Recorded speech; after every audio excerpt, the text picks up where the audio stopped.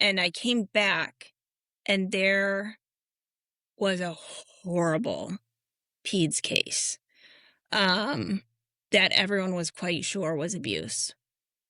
And all of a sudden, I could not go near that room. I couldn't I mean, I couldn't even walk by it. We had kind of like a square, and if my patients were near it, I would walk all the way around to, avoid having to walk by the windows. I couldn't go in there anymore. And so I think becoming a parent, not just the stressors and how your life turns upside down and the fatigue and all of that, that hit me, along with however it hit me professionally, where I could not take on these kids anymore. It was too heartbreaking. I could not remove myself emotionally enough from the situation to be able to not have it, I mean, just erode away at me. Hello, and welcome to the Front Seat Debrief. This podcast is intended to confront the unique mental health challenges that our veterans, first responders, and healthcare professionals face on a daily basis.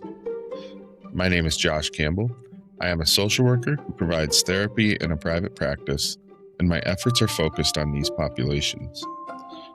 I am a former Army combat medic and a former paramedic firefighter. When my struggles with PTSD became too great for me to continue working as a paramedic, I went back to school earning my BA in English from American Military University. Then I earned my master's in social work at the University of Michigan. This podcast has grown from my own experience coping with repeated exposures to traumatic incidents, my personal path to healing and understanding, as well as my educational background. I want to examine the lived experience of others in coping with trauma, their journey to find healing, and I believe that learning about someone's upbringing can often provide additional context through which greater understanding of their experiences with trauma can be achieved. It is my sincere hope that the content covered in this episode, as well as the episodes that follow, will provide listeners with a sense of not being alone in their struggles. Furthermore, I hope that by having these deeply personal discussions, we can continue to decrease the stigma surrounding mental health, normalize adverse emotional reactions to extreme circumstances, and build momentum for creating a positive culture shift within these professions. Thank you so much for choosing to listen. If you like what you hear, please like, share, and subscribe to stay up to date with our progress here. Welcome back to the Front Seat Debrief. Today, I am joined by Carly Miyamoto. Carly has built her experience in helping others professionally, first as a registered nurse for 13 years. She spent time in West Baltimore, St. Paul, and Detroit, and her experience includes time in the ER, the ICU, burn centers, and PACU. Eventually, Carly came to the conclusion that she needed to step away from nursing, and then spent about a year at home as a stay-at-home parent before deciding she needed to go back to school to become a social worker. And that is where Carly and I met. Carly, thanks for coming on the show. I'm really excited to have you here, and I think our conversation is going to be a good one. Yeah, well, thank you so much for having me. So, yeah, I guess at the very front of it, we'll talk a little bit about how I met you. And I think in our classes, since it was all online, our intros were initially typed out, right? Like Yeah. the posts that you have to do, which are kind of whatever, they're dumb. But I remember your name as being one like, oh, she was a nurse. Like, I'll bet we're going to understand each other. Yeah. And that I think only built and developed like the more interaction we had like in class in our individual breakout rooms and things. So it was so nice to have somebody else who had like a similar background to, you know, emergency medical side and understanding all of those things. Yeah, agreed. Um, I think those of us that have those backgrounds kind of stood apart from some of our other classmates. Um, Agreed. And I think also, you and I just had more lived life experience than some people just coming back for a second career or, I mean, middle aged and the 20 mid- some plus years we had on some classmates. yeah, for sure, for sure. So why don't you start us off with a little bit of your background? Tell us where you grew up, what your childhood was like. If there's any influential moments or characters in your story, we'd love to hear about it. Sure. I grew up in a northern suburb in the Minneapolis St. Paul area in Minnesota. So I was about 20 minutes from either downtown St. Paul or downtown Minneapolis. My parents are actually both from Western Michigan. So my dad was born and raised in Grand Rapids proper. My mom was born and raised in Zeeland. So I grew up going to Western Michigan frequently. And so when the time eventually came that my husband and little family needed to move, Detroit was just kind of the no brainer because Michigan had always kind of felt like my second home. Um, anyways, but yeah, I grew up in Minnesota. Spent the majority of my time there. I ended up graduating from a small all women's liberal arts school there eventually after zigzagging my way around. So grew up there. Most influential people, like most people, probably my parents, my sister, family of origin. Um, all four of my grandparents, despite living in Michigan, were present, visited often.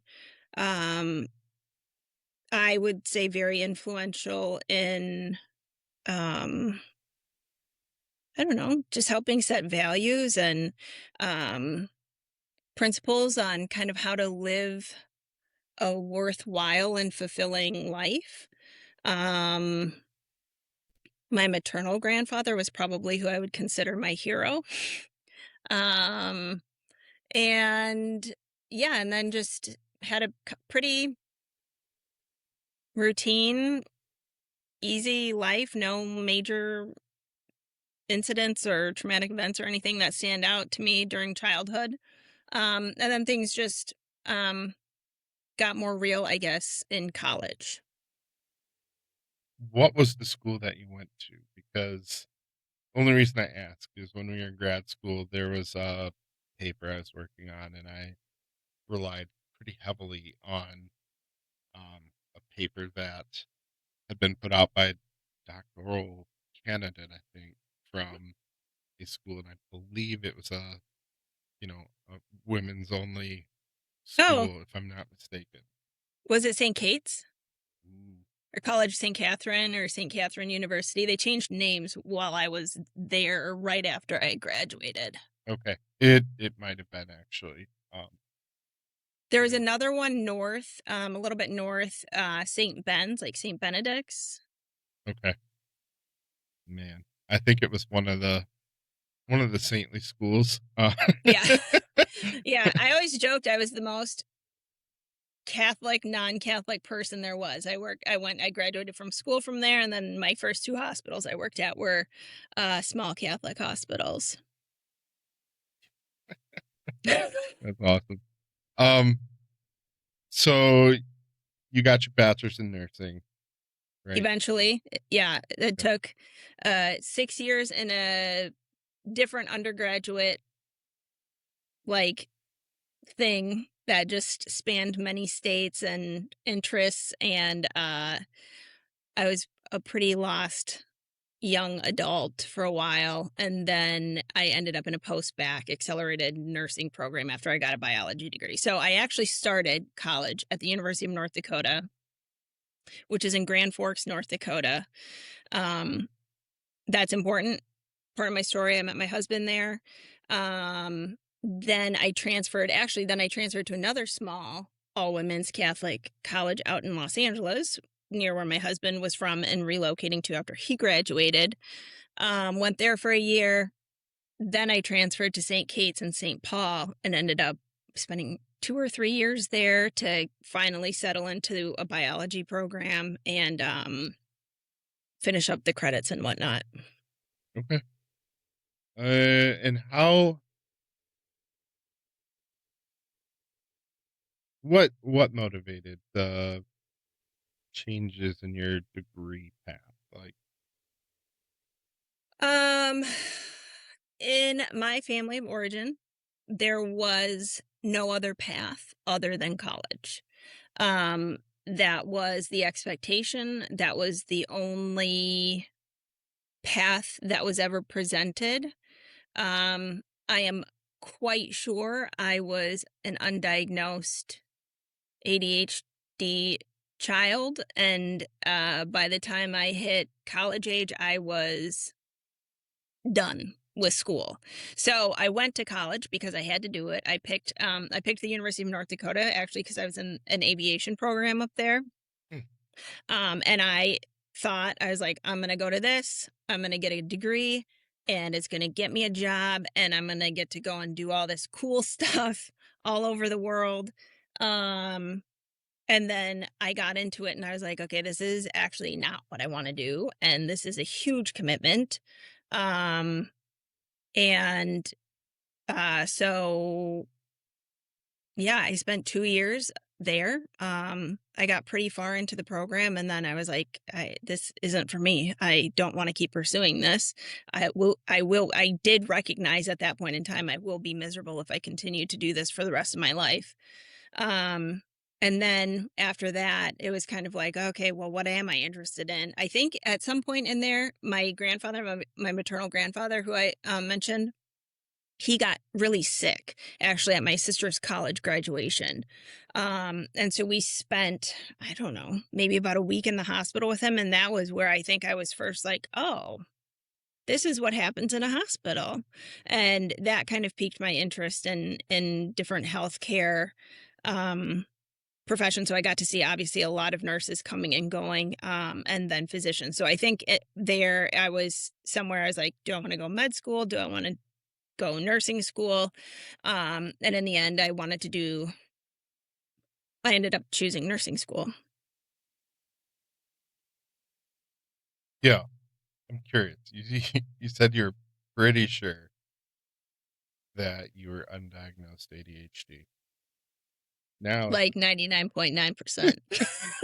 now as I a just thought, therapist, have you ever yeah. sat down with DSM and like gone through the diagnostic criteria and been like, oh yeah, I'm definitely I there. have not done that. That's a really, no, I haven't. I should do that.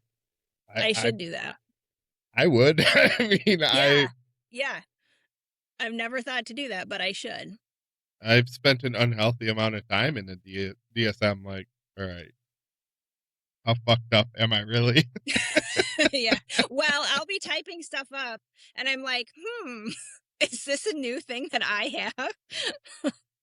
It's the same thing, the same pathologizing as I did in nursing school where I was like, I definitely have this. I'm definitely gonna die of Ebola, Right, type. right, yeah. And I love that you mentioned that because that was a thing in paramedic school too. Like, Yeah. you learn all these diagnoses, and I'm like, oh damn, okay, I need to get on some blood pressure meds Yeah. because, yeah, Yep. no. Um, just a side note, I remember you saying that your kids want to listen to it. So I'm gonna try to take it easy on the cussing. Oh yeah. They hear it all the time. Okay, We're all not right. real Well, filtered around that yeah, if you've around listened to these many of our parts. shows, then you know that profanity tends to. Yeah. And by the way, I have loved all of the guests that you've interviewed and really wish I had gotten to work with every single one of them because they're cool people. I've And had some great people on yeah, for sure. Um, yeah, I'm curious if you ever connected with Alex, but I did. Yeah, oh, we did you? texted. Yeah. That's So we amazing. did. We texted back and forth and yeah, it's too I mean, honestly, I feel like if I had worked with her, like we would have been, real tight. Yeah, Alex is great. Yeah, So clearly.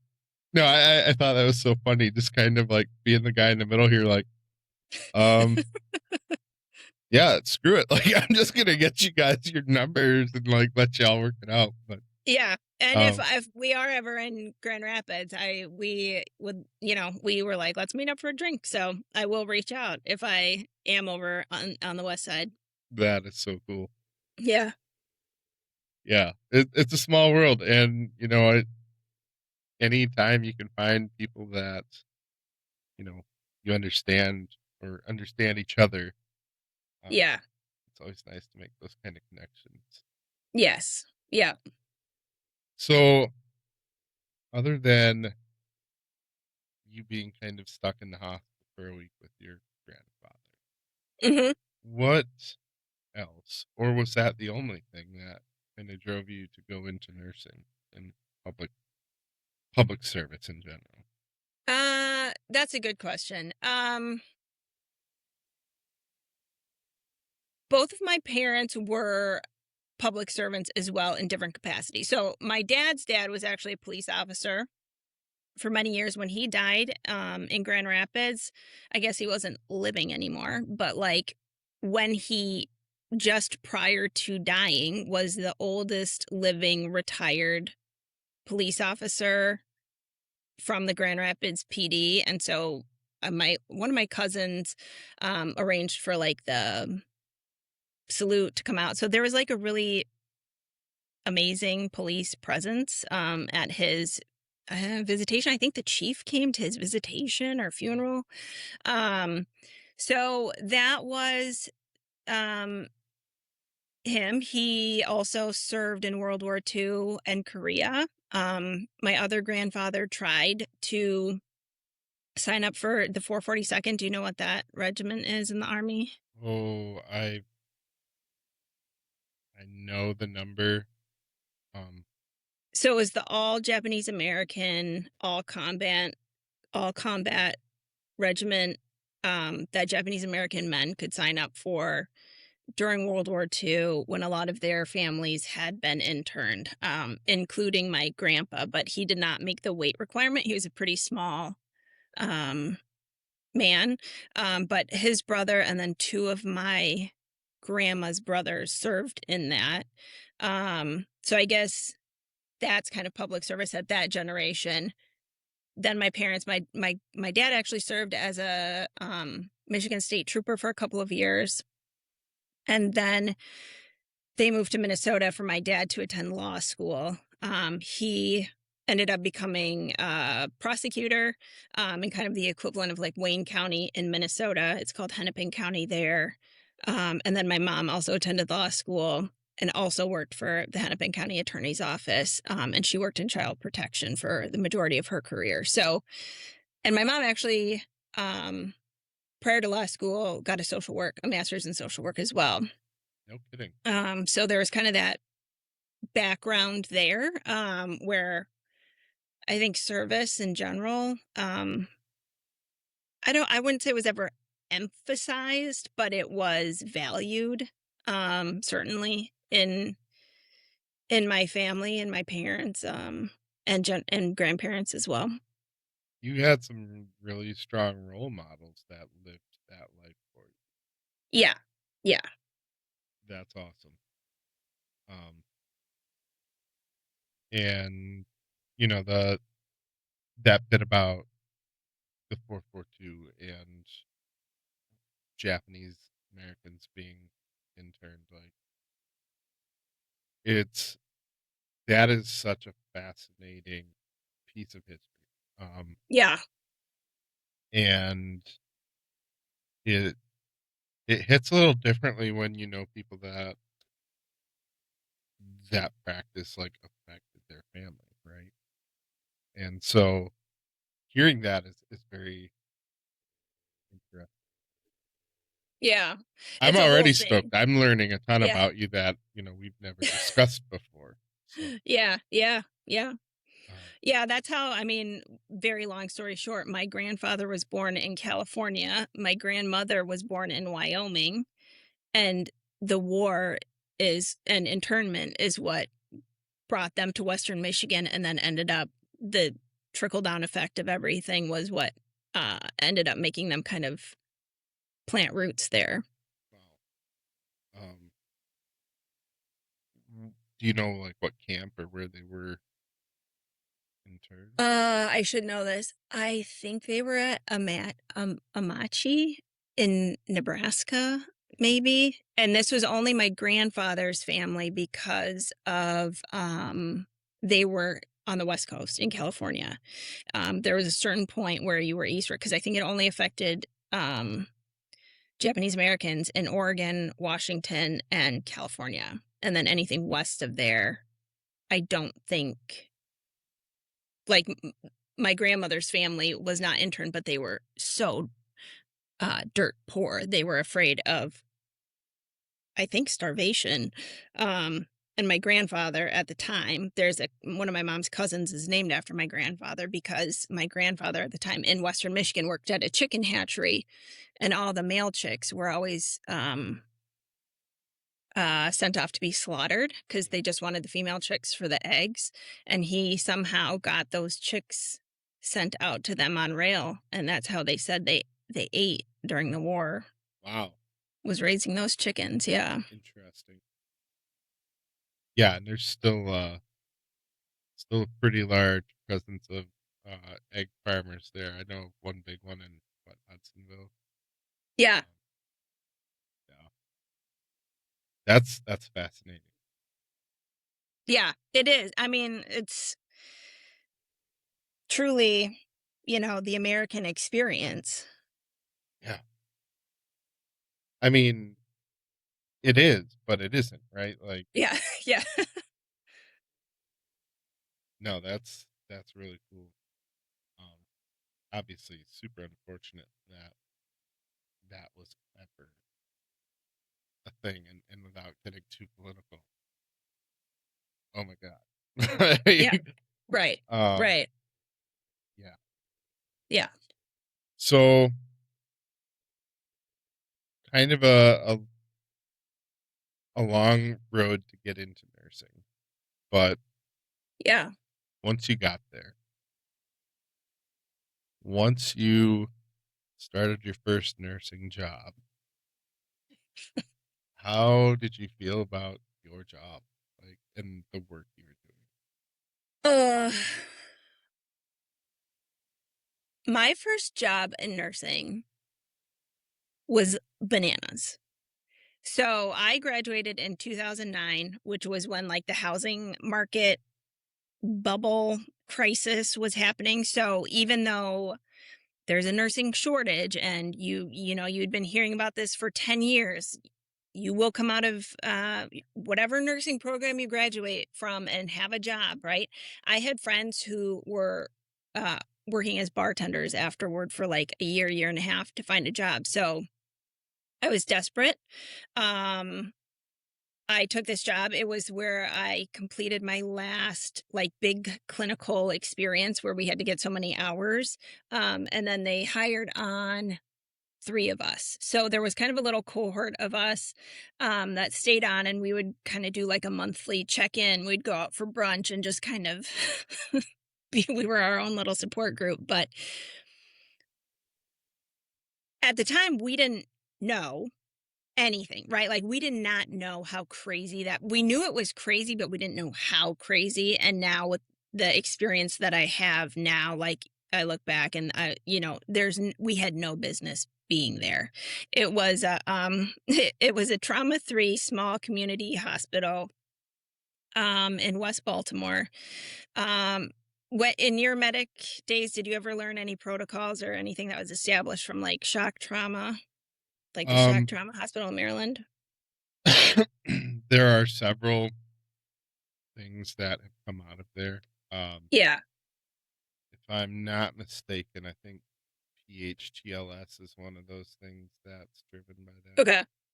Yeah. Um, and then I know that I recently took like critical incident response training stuff, and I think that also came from University of Maryland's. Yeah. So my hospital was like literally 1 mile directly west of there. Okay. So one would think all the traumas would go to shock trauma, right? Or the actual other trauma trauma ones in the area. We got a lot of walk-in trauma. We got a lot of DOAs. We got a lot of drop-offs. So I at the time I was dirt poor. I was a student. I was in a lot of debt. I worked at least 4 shifts. I needed that fourth 12-hour shift of time and a half to get my bills paid. So, in the 4 days that I was working, the 48 hours a week that I was working, we had at least 1 DOA. Um, probably at least 1 code. Um, and so, I mean, so much other stuff. I learned so much, but I don't know if I would recommend that form of learning to anyone. I mean, it was truly trial by fire. I was gonna say a level 3 really doesn't have the setup for a baby nurse to come in and, like, No, no, and there were be 3 of adequately us. supervised. Yeah, no, no. I mean, we learned so much. Like, I am really thankful for that experience, and I was so thankful for a job. Um, but holy cow, I mean, I remember talking to Melissa during my internship at Line Counseling where I was like, I think I was like going back there and I was like, what is my first job going to be like as a therapist? Like, I can't have this experience again. And, and so she and I kind of talked through that a little bit. Actually probably more than a little bit. And, yeah, it was I think I was like, "This how my first, social work job is gonna be?" And thankfully, it has not been that at all. But yeah, holy cow, I saw the effects of, it was in a really, really, uh, marginalized, poor community in that kind of the height of the opiate epidemic as well. I mean, we were starting Narcan drips on people, like all sorts of things, that I now recognize as extensions of extreme poverty, extreme lack of access to dentition, to preventative care, to nutrition, to education, to, I mean, kind of basic uh, human needs. Social determinants of health. 100%. I'm Yep. just thinking like, Yeah. well, if anyone from the University of Michigan School of Social Work listening, Yeah. let me throw in there social determinants of health.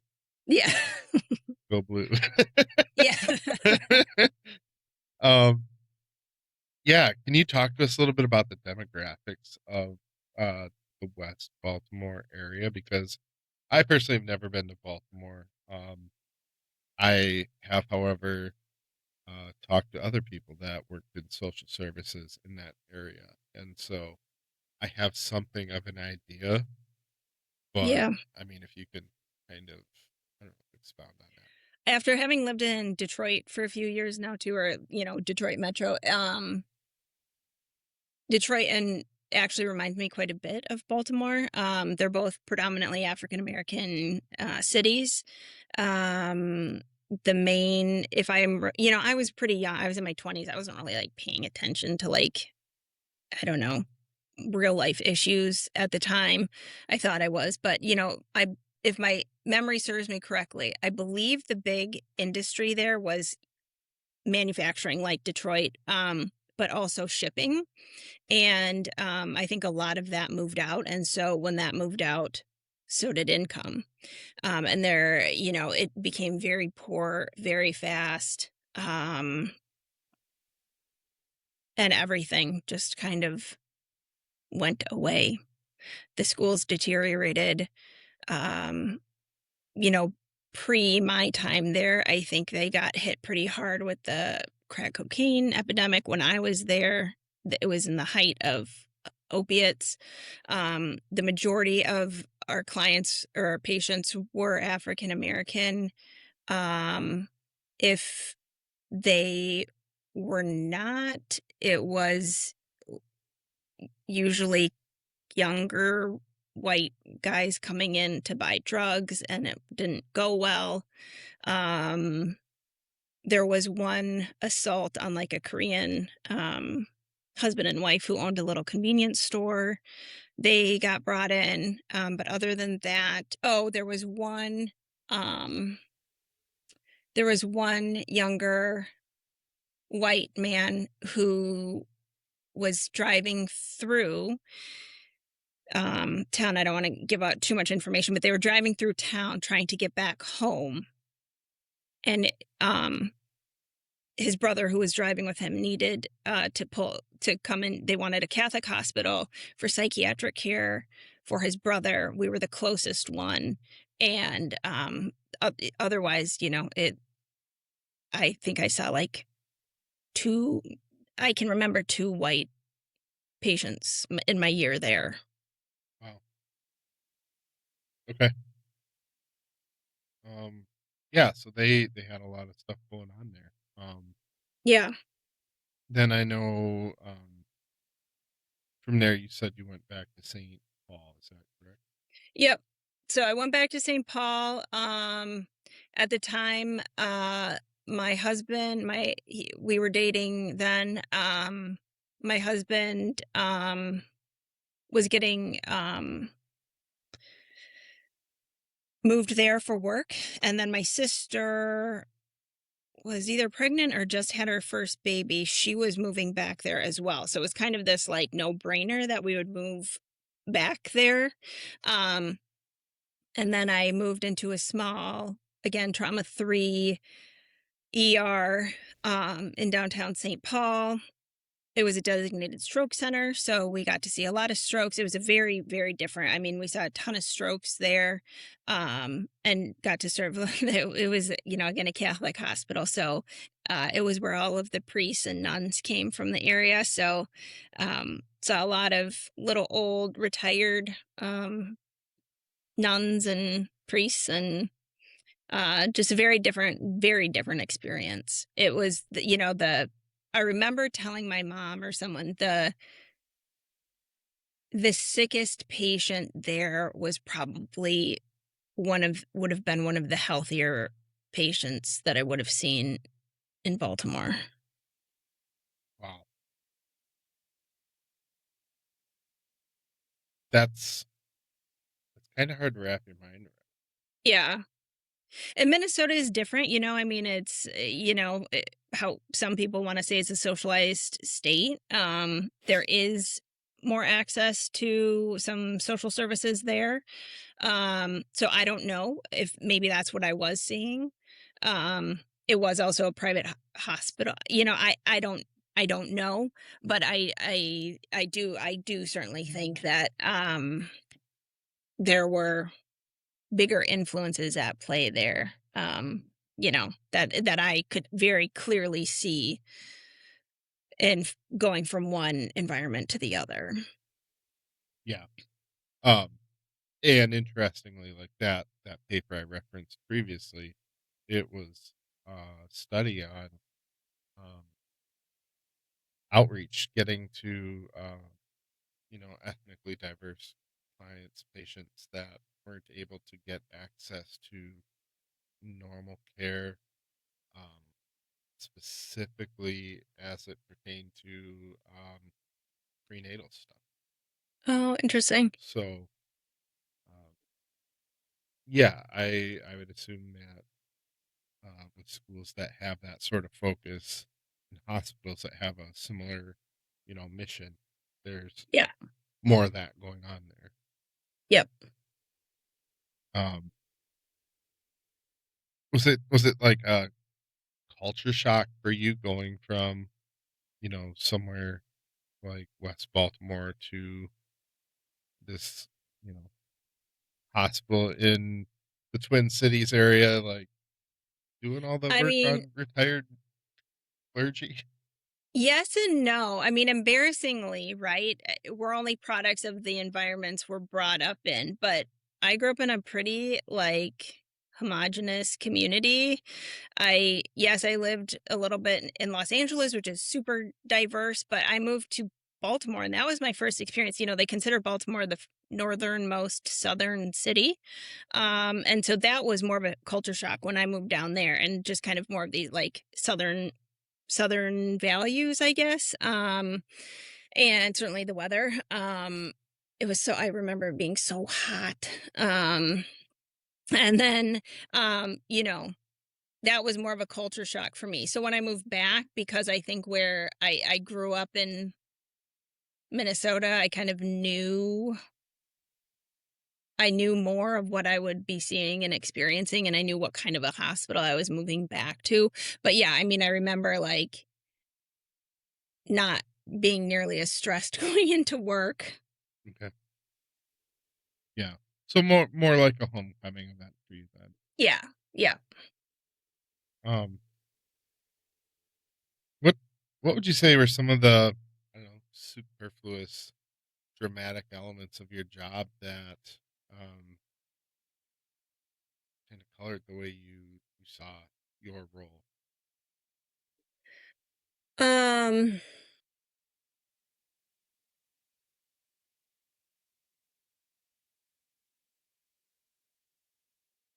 I think the most probably occurred in my job in Baltimore, and then once I moved to the Burns Center in St. Paul, which was at another hospital in downtown St. Paul as well. Um, I don't think I ever knew. You learn about it. I learned about it in my undergrad. I learned about it in nursing school, the social determinants of health, how poverty can influence people in so many different ways.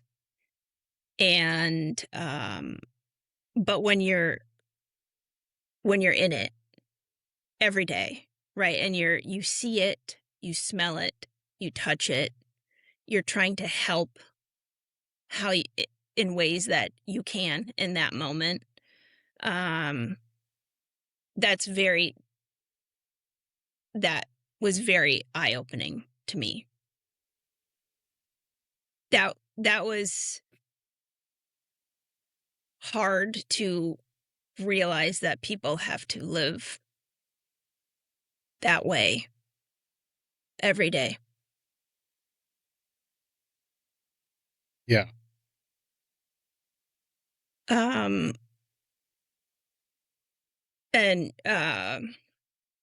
yeah, you know, there just wasn't there just the lack of access to certain things. Um, I mean, yeah, there's just so many. Like, we didn't have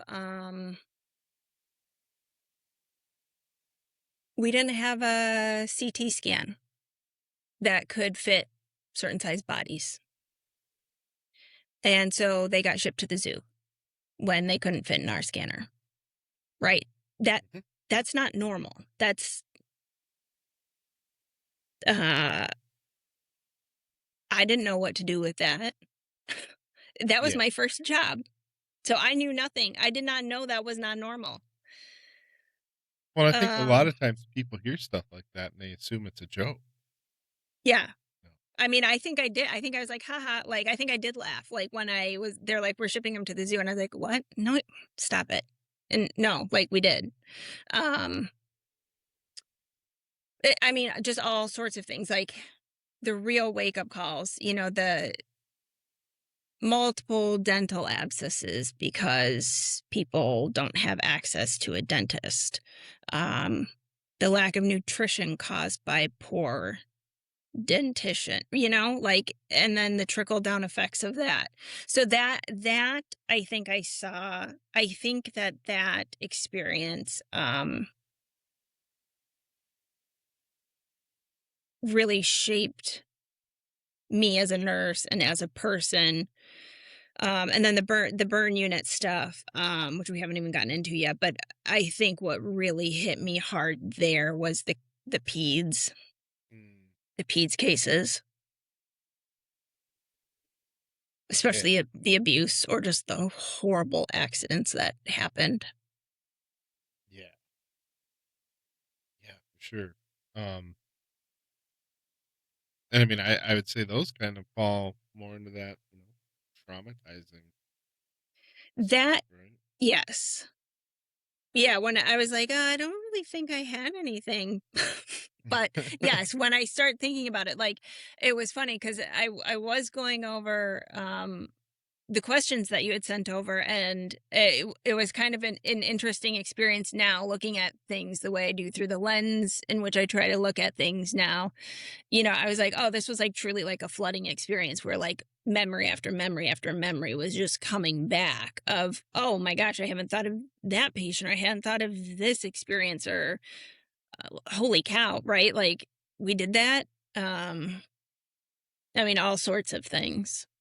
And Yeah. it predominantly uh from those years, the 1 year in Baltimore, and then the 6 or however many years I spent on the burn unit. How are staffing levels on the units you worked? Ugh. That is what led me to real burn. I don't even know if I mean, that was certainly a contributor to burnout, major contributor to bitterness. Um, I think that they everywhere that I worked, I would say,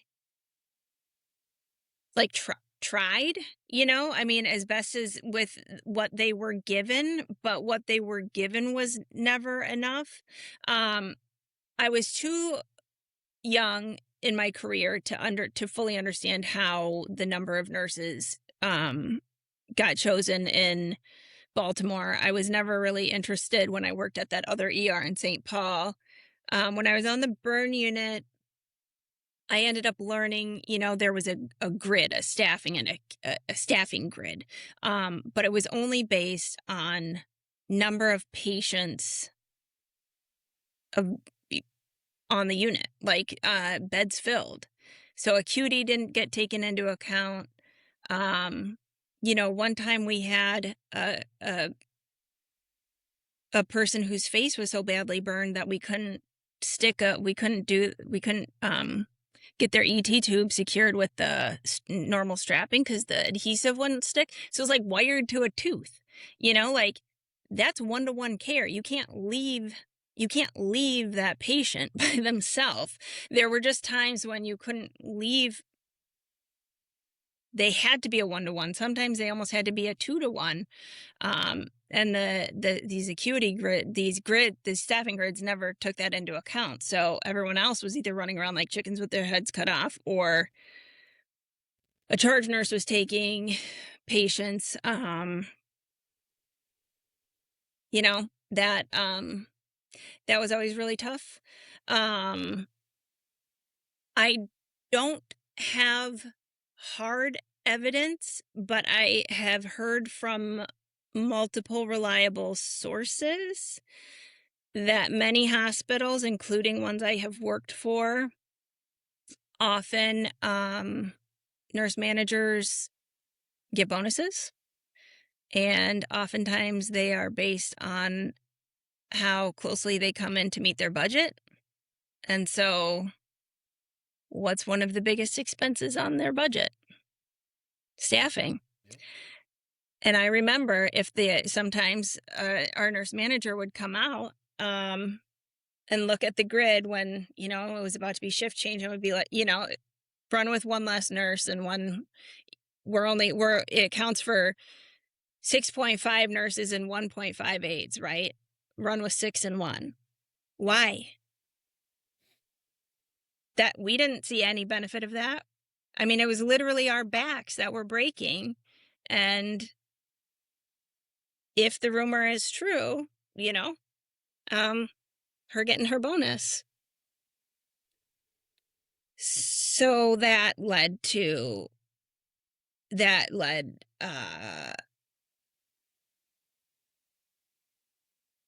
I was pretty bitter about all that. I mean, I still am.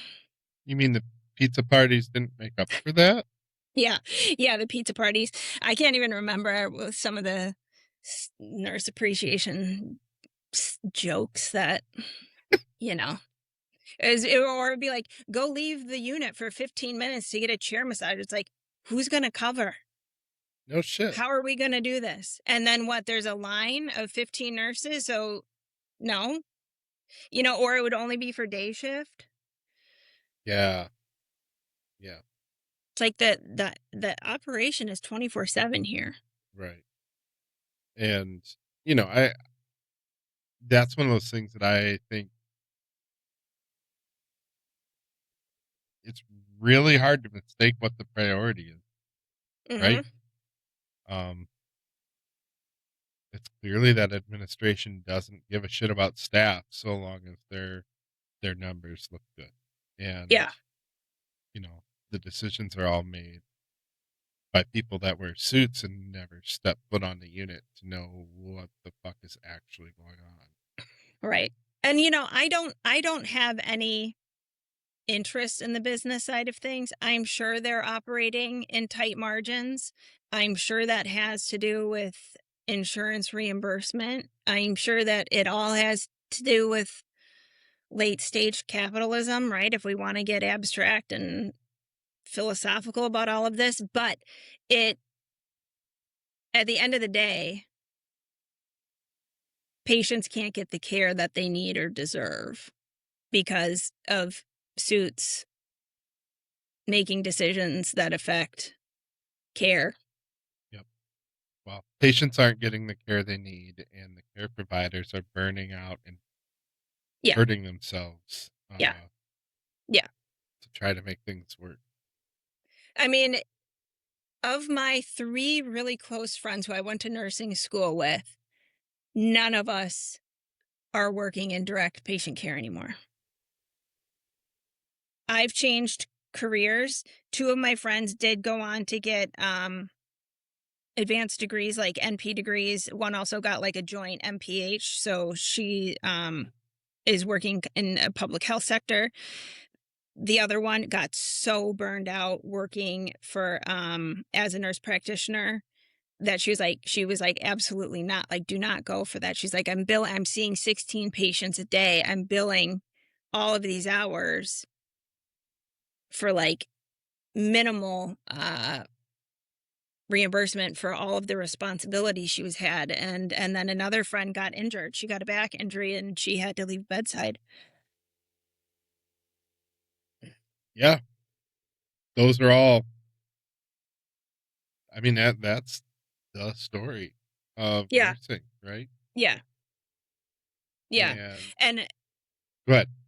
no, just that, and then I ended up in PACU when we moved to Michigan. I kind of just looked for, like, a casual part-time job. There happened to be one, like, literally around the corner. I could walk to work. It was amazing.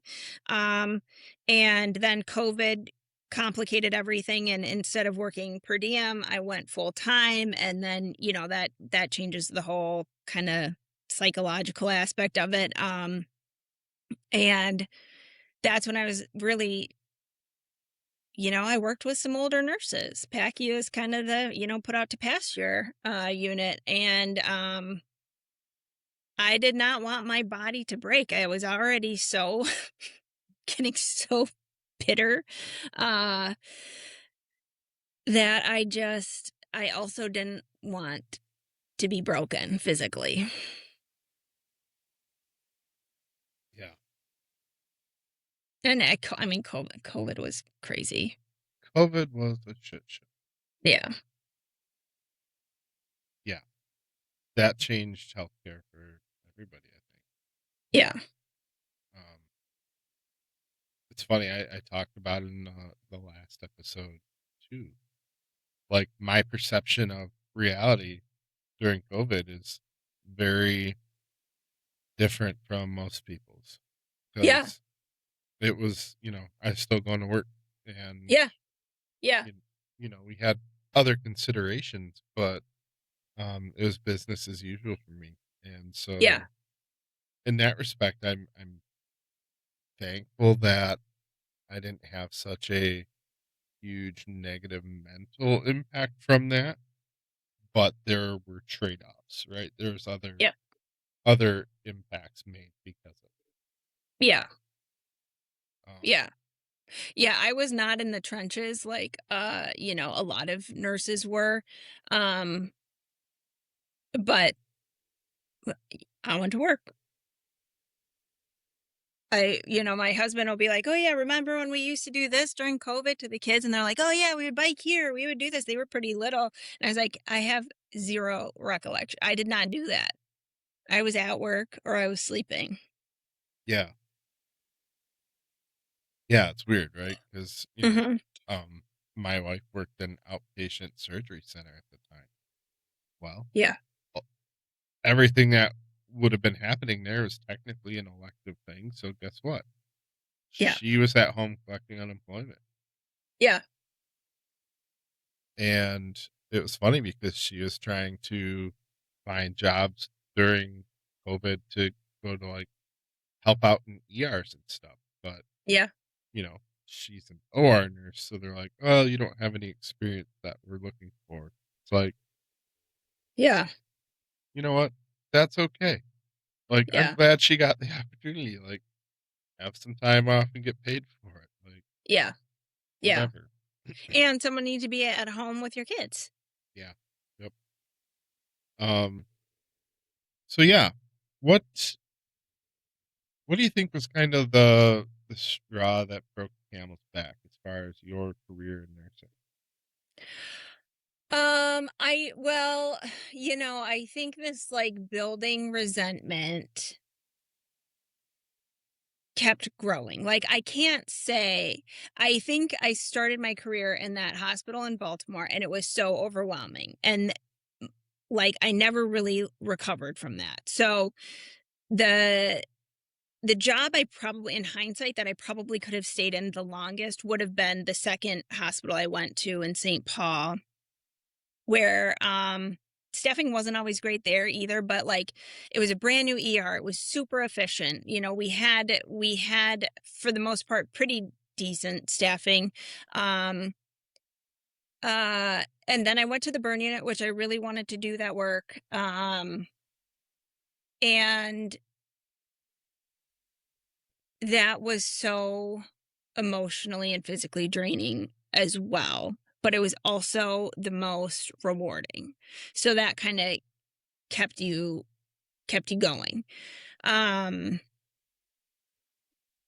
then we moved and I was per diem, that was great. Then COVID hit and at the same time just a lot of stuff in my personal life was happening as well.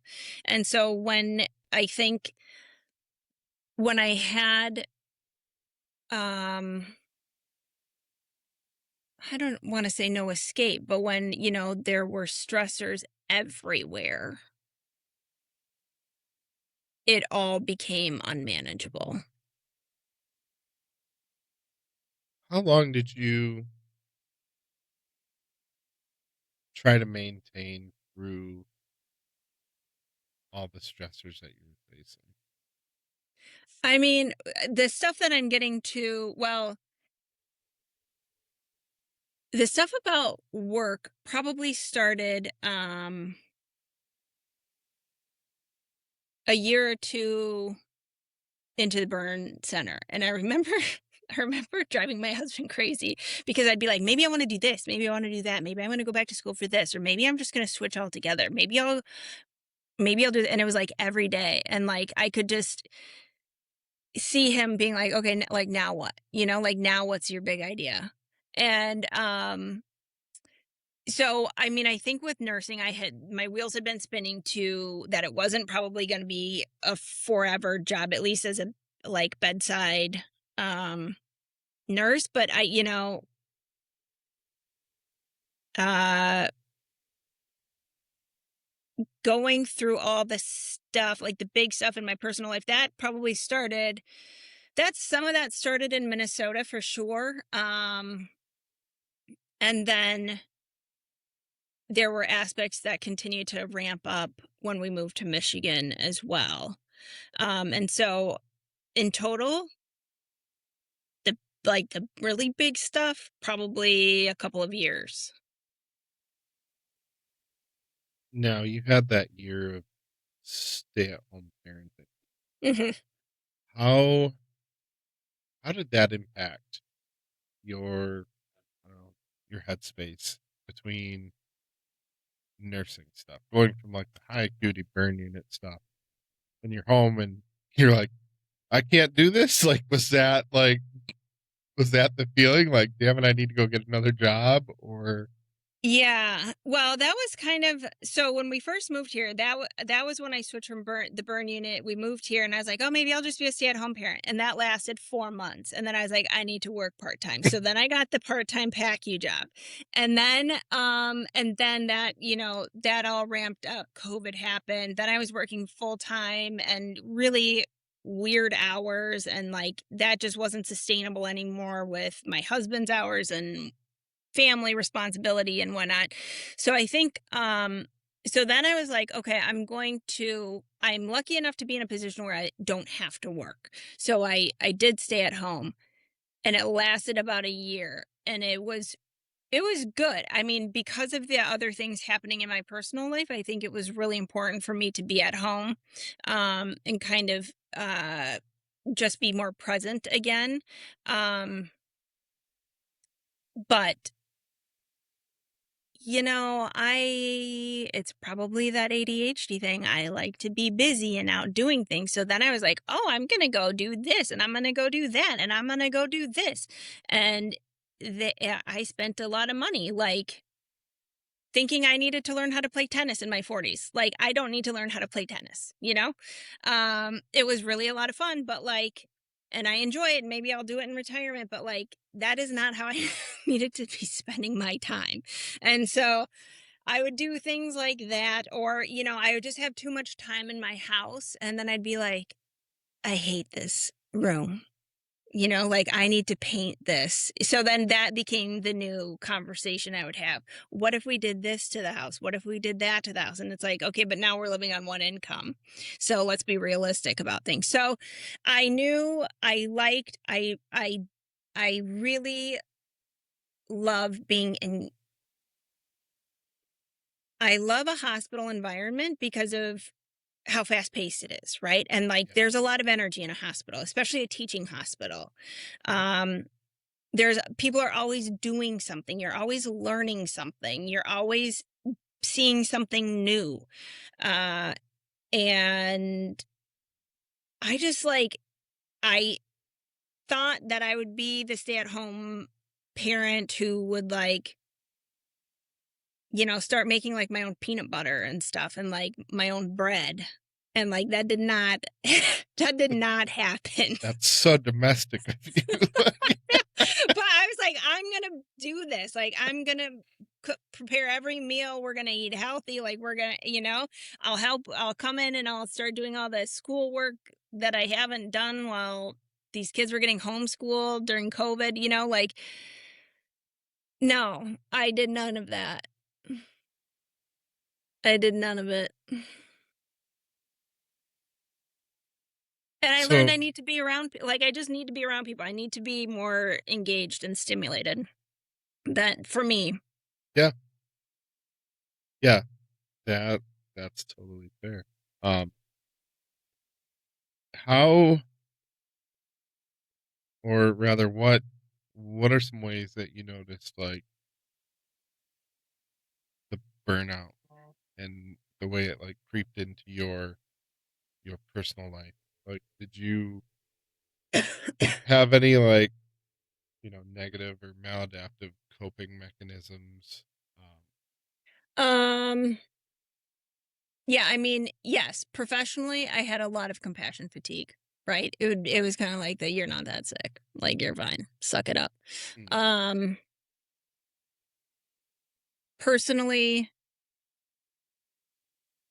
uh yeah, I mean, I think that um I was not able to well, I was gonna say I wasn't able to exercise much. That has always been a really big stress,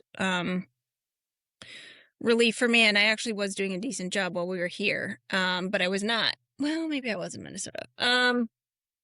There's a lot more drinking happening, just a lot more, I think, stress eating. Um,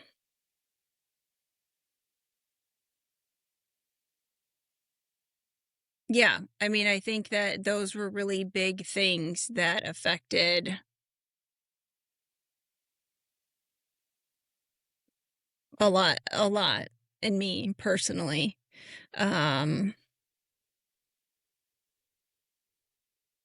Were those things that you knew as you were doing them? Like, let's take alcohol for instance. Like, did you ever have the realization like I probably wouldn't drink this much if I had a different job?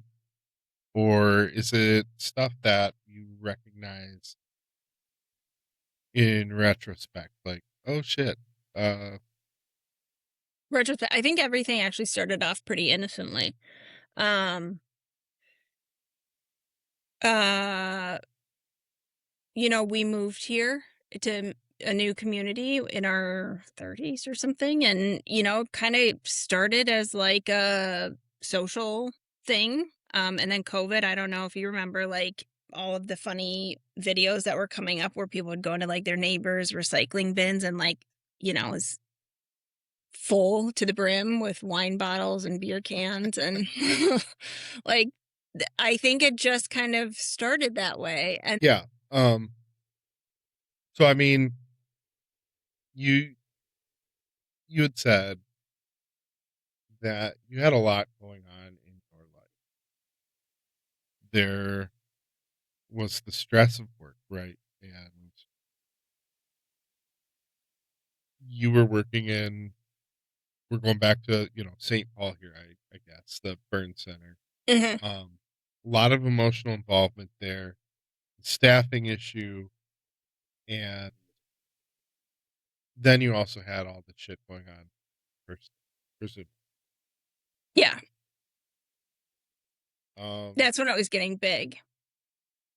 Yeah, I didn't even touch on any of that actually, because I also Fire became away. a mom. I also became a mom on the burn unit. Okay.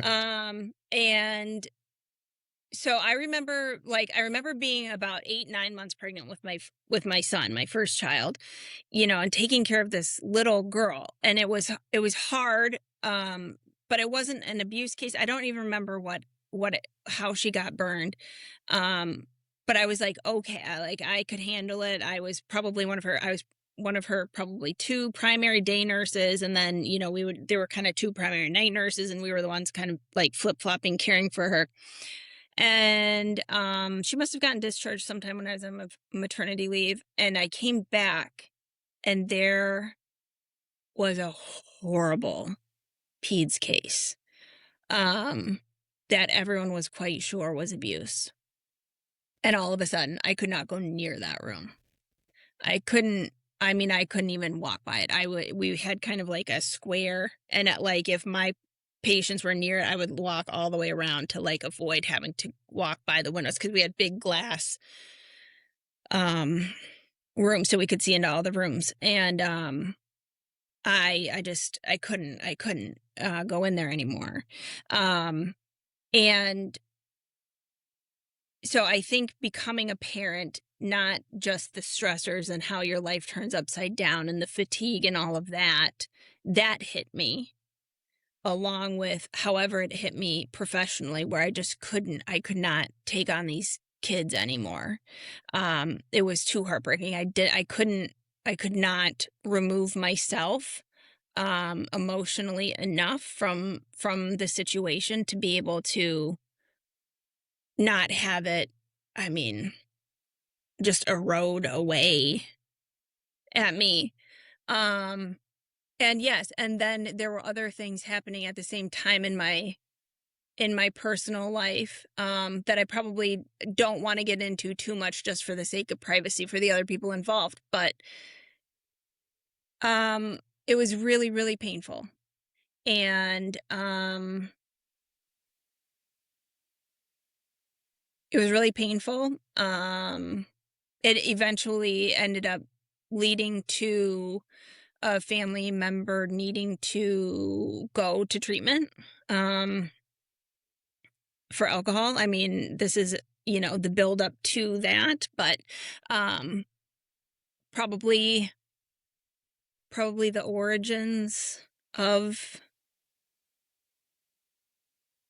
those patterns, and some unhealthy habits were being formed. And that, what other, I don't know, what other moment in your life is as monumental as becoming a parent. Yeah. And overall, we were uh, pretty well prepared. Like, we had good jobs, we had a home, we had access to food and healthcare. And even so, it was so overwhelming. And then to try and come back to the unit where there were really sick kids.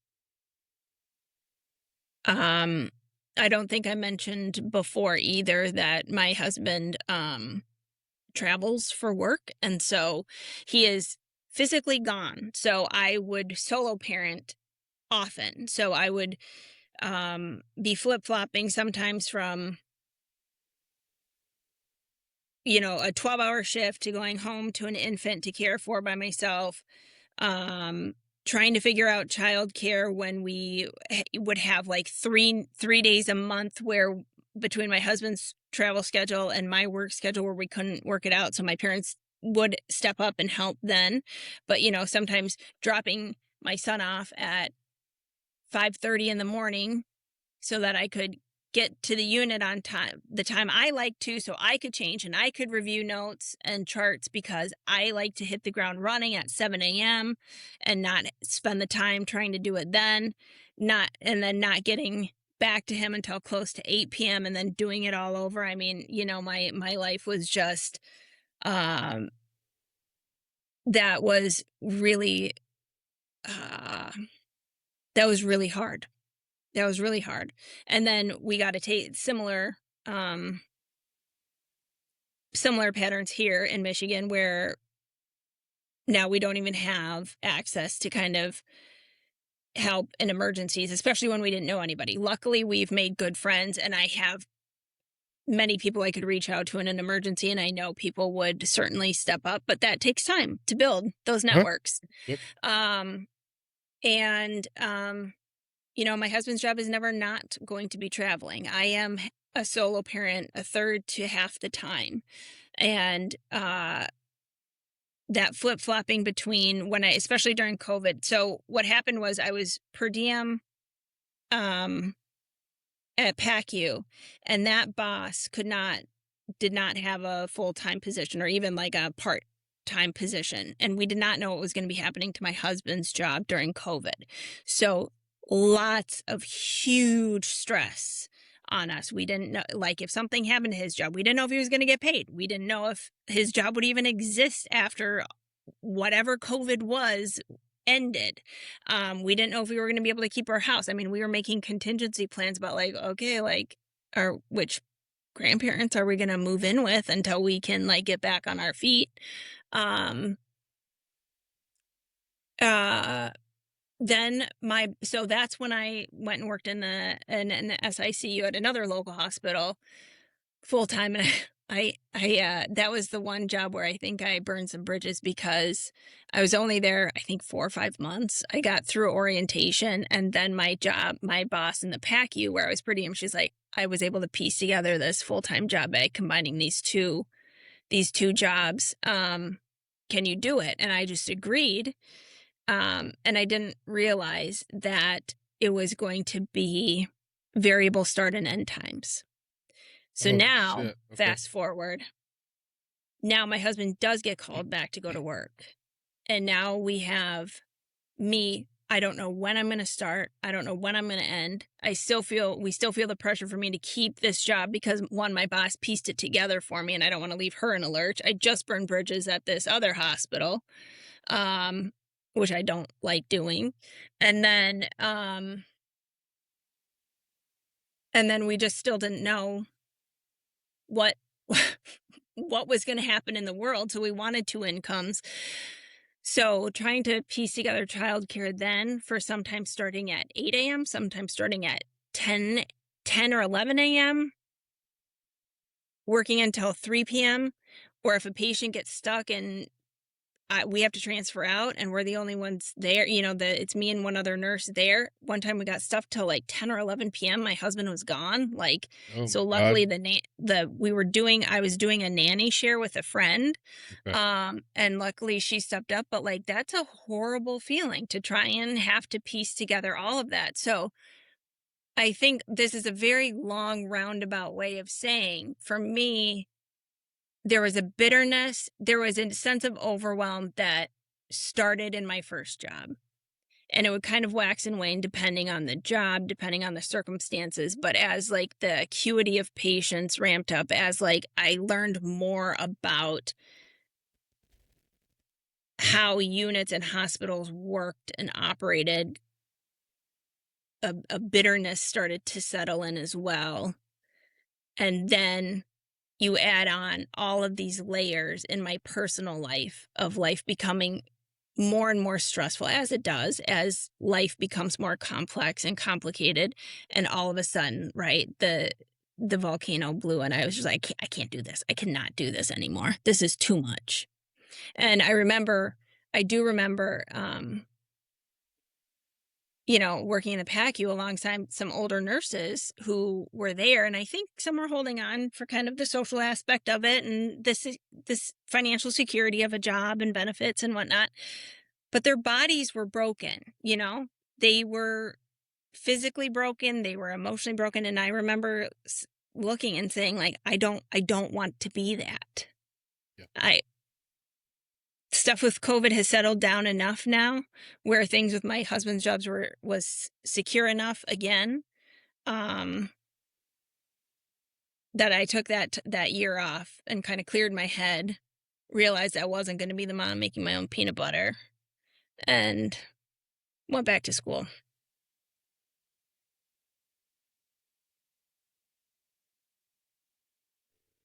That's a lot. Yeah, sorry, real No, roundabout way no, no, no, of getting no. to all I of love it. it. I'm 100% here for it. Um, I'm gonna make your editing job hard. no, it's fine. I'll even send you the director's cut with all of your shit, like whatever. Um, no, there's so much about your story that I think is going to resonate with so many people. Um, just because like that is unfortunately the reality for so many nurses. That was another thing I wanted to talk about that I didn't, was in my experience, right, of working alongside fellow nurses for almost 15 years. I don't know if it's what draws you to nursing in the first place, right? But I think there's this like caregiver in us, right? The majority of us, the people who raise their hand to say, I want to go and care for sick people for a living. So I don't know if that also draws us to partners who sometimes want caring or are willing to receive or whatnot. But I do think that there's a trend I see in my nurse world versus other worlds, other friends in different professions, where um there were a lot of nurses, I think, with really, really, really challenging personal lives. And um how as humans can we separate out the stuff that we're facing at home every day in the most important relationships in our lives, um, and that not affecting us, and how we can care physically, emotionally for the people we're responsible for in our professional lives, and then with how traumatic and how heavy physically and emotionally we are caring for people in our professional life, how do you leave that at the hospital when your body when you are going home and you are drained, you have nothing left in you to give emotionally or physically. No, I think that there's a whole conversation that can be had there, right? Um, because like you had mentioned compassion fatigue earlier, and I know in my own experience that showed up a lot. Like I poured out everything I had for 12 hours. I get home and there's not shit left for my wife and kids. Right, yeah, yeah. No nice energy is left. And that has a lot of power to make you question things about, your personal priorities, your relationships outside of work. And I think a lot of people probably fall into that trap of thinking like, well, I'm just not cut out for having this family. Um, and then like they will go to the wrong side, right? Like I'm gonna just throw myself into my work, and like that's a trap where like things aren't gonna improve there. Yeah. Um, and I think that shows up in like the divorce rate for nurses, first responders of any variety, right? Like you come with all sorts of baggage. Yeah. Yeah, I mean, and the more I do the work now that I'm doing, everyone has baggage, right? I mean, everyone. Can you think of anyone that you know with a substance abuse, misuse, or disorder who where that's their primary diagnosis? No. No. I mean, it's just not. And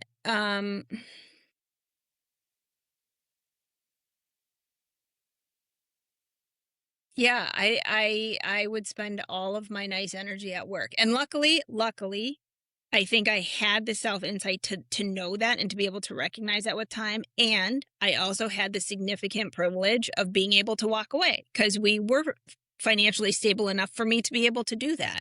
Sure. Um, but not everybody has that choice. I mean, I think I'm the exception. Like, I don't think many people have that option. Yeah. Um, and I think that certainly helped stabilize some of the stuff that was going on in my personal life, and I needed to step away when I did.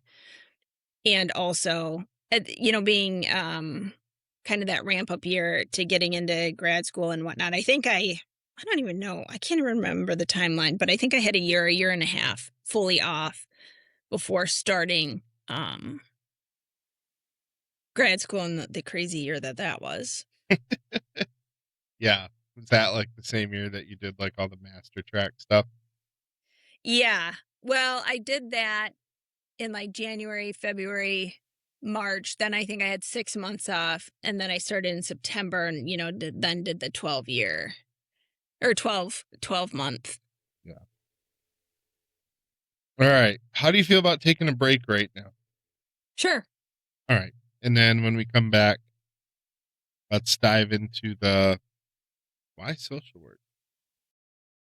Hi, it's Josh. I just wanted to break in here real quick while we're taking a break from the show. Um, we're looking for more people to be on next season.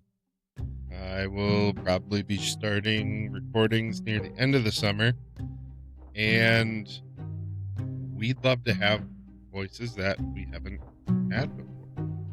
So far, pretty much everyone that's been on the show has been a contact of mine.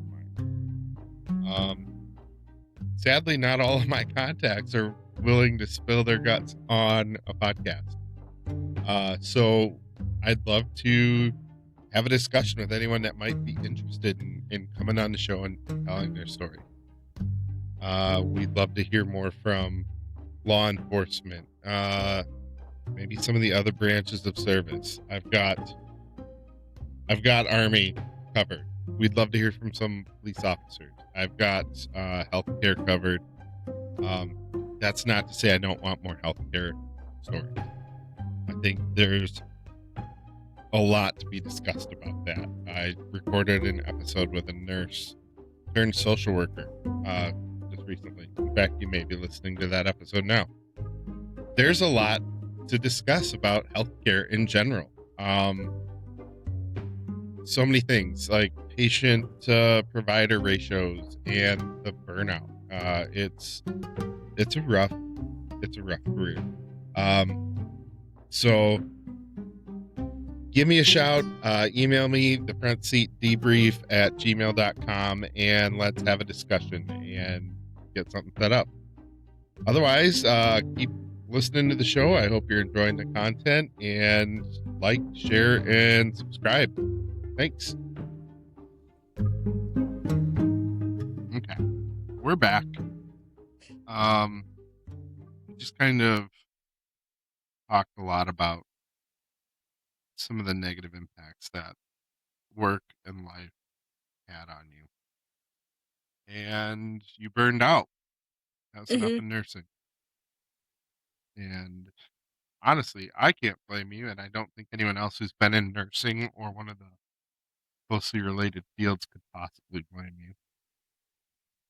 But then you chose social work. How did that all come about? Um, well, a few different things. One thing that I haven't touched on either was when I was in college up in North Dakota, I had uh I was not like ready to go to college. Like I understand I don't know if I could have benefited from a few years off and doing something else, or if I would have just never gone back to school. I don't know.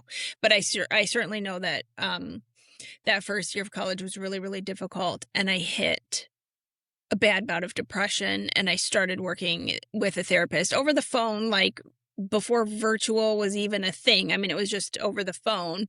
Um, and I've been working with her on and off. I mean, for 20 20 plus years now. I mean, Wow. probably closer to 25.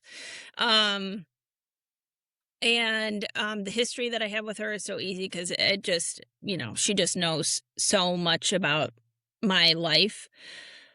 She's a social worker. Um, when I had that family member, I don't even know if I mentioned this, who did end up needing to go into treatment, right? Yep. We worked a lot with um, family therapy, individual therapy. Social work was at the core of that. Um, and so I think I've had these really powerful people in my life who have been social workers, and I have benefited from that. And what I think drew me to nursing also drew me to social work, which was wanting to help the greater good.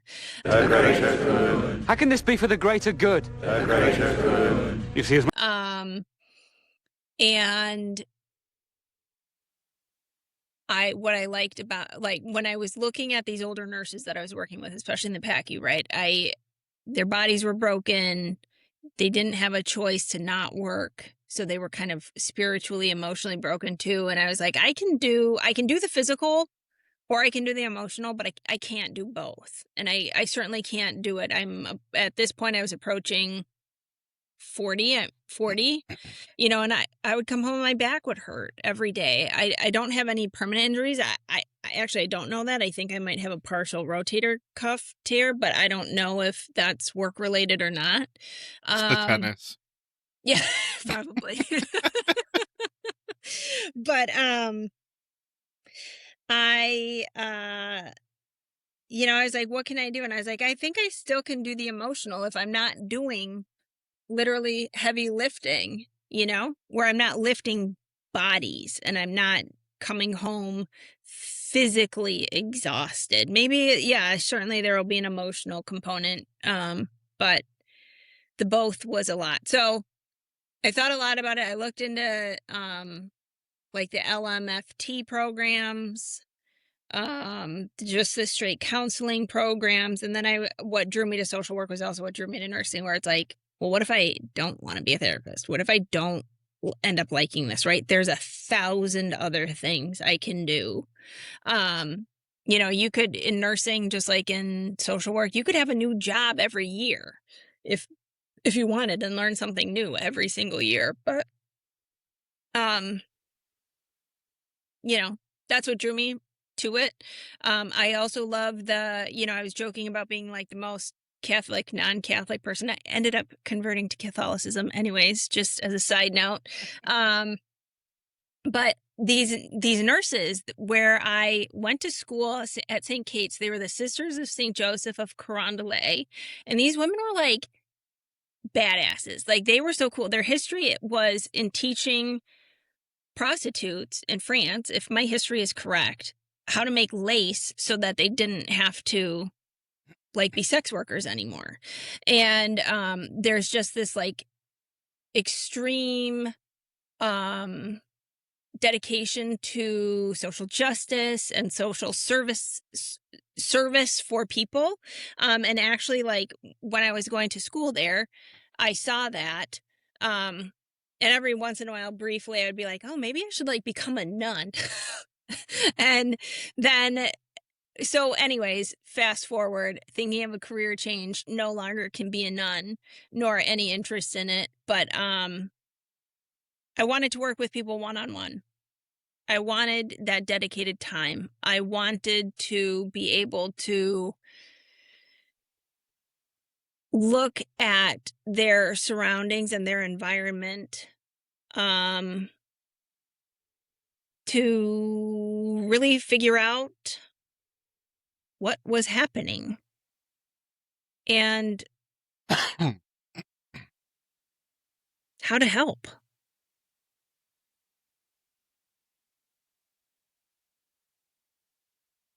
So that led you to University of Michigan. Was was U of M your first choice? Yeah. Yeah. Um, what other programs? I think I applied to Wayne State. Not because, now at the time we were living in Michigan. So I was like, geez, we have these like amazing schools, public schools that I'm now in state tuition for. Holy cow. So yeah, it was certainly my first choice. Um, I think I applied to Wayne State and that might have been it because I can't remember, but virtual was basically my only option, with my responsibilities at the time. And so, yeah, um, the IP pathway, whatever that long title was. What is it? It's interpersonal. Oh shit. Um, There's like substance abuse in there, wasn't there? yeah. Is it on our degree? Because I think I have Oh, I that don't right. know. I don't have mine. It's still in the envelope. Mine too, and I think it's here somewhere, but now I don't know. What is it? Interpersonal practice in uh whatever. I don't remember. It's huge. It's like a Yeah. Yeah. 10 word phrase that No nobody idea. in the program knows except for maybe the administrators. Yeah, and it was one of those things. Like, I know for me, I was a little nervous about it because sure, it's online. Mhm. However, it's synchronous. Yes. Yep. And my undergrad had been asynchronous, which was Yeah. super great. Um, do the work when you're able, Mhm. which is super flexible, but there was less flexibility for this program. Yeah. Um, but I got to love it because there's so much more opportunity to connect with classmates. Yeah. In fact, as we were talking, I sent a picture of the screen of my computer because Anna Bingham is texting me about graduation. 'Cause Oh, she graduates in May. Oh, yeah, yeah, yeah. So I'm gonna go see her graduation, finally get to meet Oh, her in that's awesome. person. But I'm like, Because she's what, in St. Louis? she's in Little Rock. Okay, yeah, okay. But yeah, I sent her a picture like, look who I'm recording an episode with, and she's like, yay, I love it. So um no, that'll be really cool. But it was really a unique experience Yeah, because I was able to develop these relationships, right? yeah. And you being one of them, you have been rather instrumental in my path, right? Well, thank you, but I made a connection and you did the rest. I mean, really, like that whole thing, it wasn't anything I was anticipating. So, Yeah. um, that really changed my trajectory. I'm like, because I wasn't planning on going into therapy. Oh, I didn't realize that. No, not initially. Oh, okay. I thought you It's were. And nope. so yeah, and then I was like, okay, well, you should come work for, like, I want to work with you. Yeah, yeah. So, no, I was planning on doing like other social work type stuff, and I had even been considering like, do I try to find a way to go macro? Oh, Um, but therapy was kind of one of those things that was like maybe bucket list type of a thing. Like, I want to do this other social work stuff, and then I'll get into therapy when I'm more confident as a social worker and better prepared to settle down. It was a retirement job, more or sure. less, is what I was thinking. So, yeah, that connection put me into a place where we are now colleagues at Yeah. the same place, Lions Counseling Center. Yep. Um, if I hadn't mentioned it, so shout out to Melissa for uh, convincing me to come work for her. Yeah, she's pretty awesome to work for. Yeah, and um, so yeah, we've been doing this. Well, you've kind of been doing it longer because you were doing your internship there. I Um, did do my internship there. Yeah. Tell me, how has your experience been becoming a therapist and um, kind of like making that transition from the direct patient care in healthcare to therapy?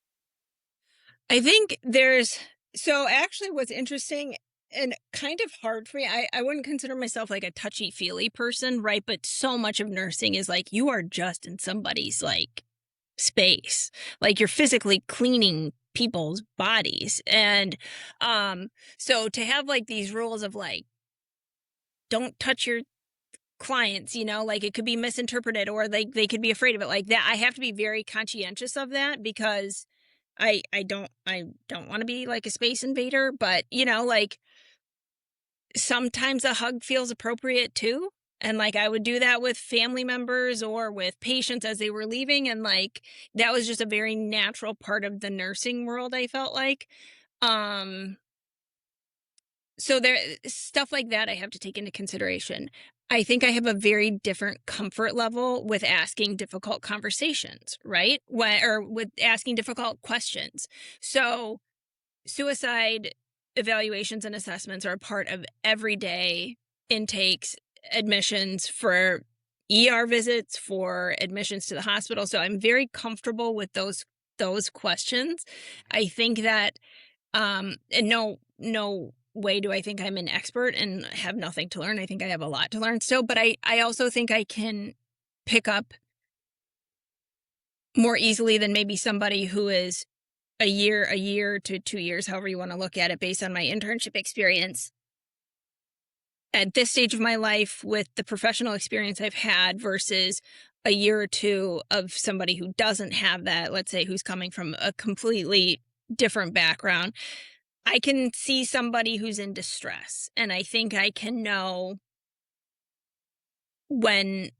when like a higher level of acuity will be necessary. And I don't think I've had that I don't think I've been there yet, but um I can see when things are ramping up, right? And so we get a second session on board that week, or we touch base and see how we're doing. We get a safety plan into place, that sort of a thing.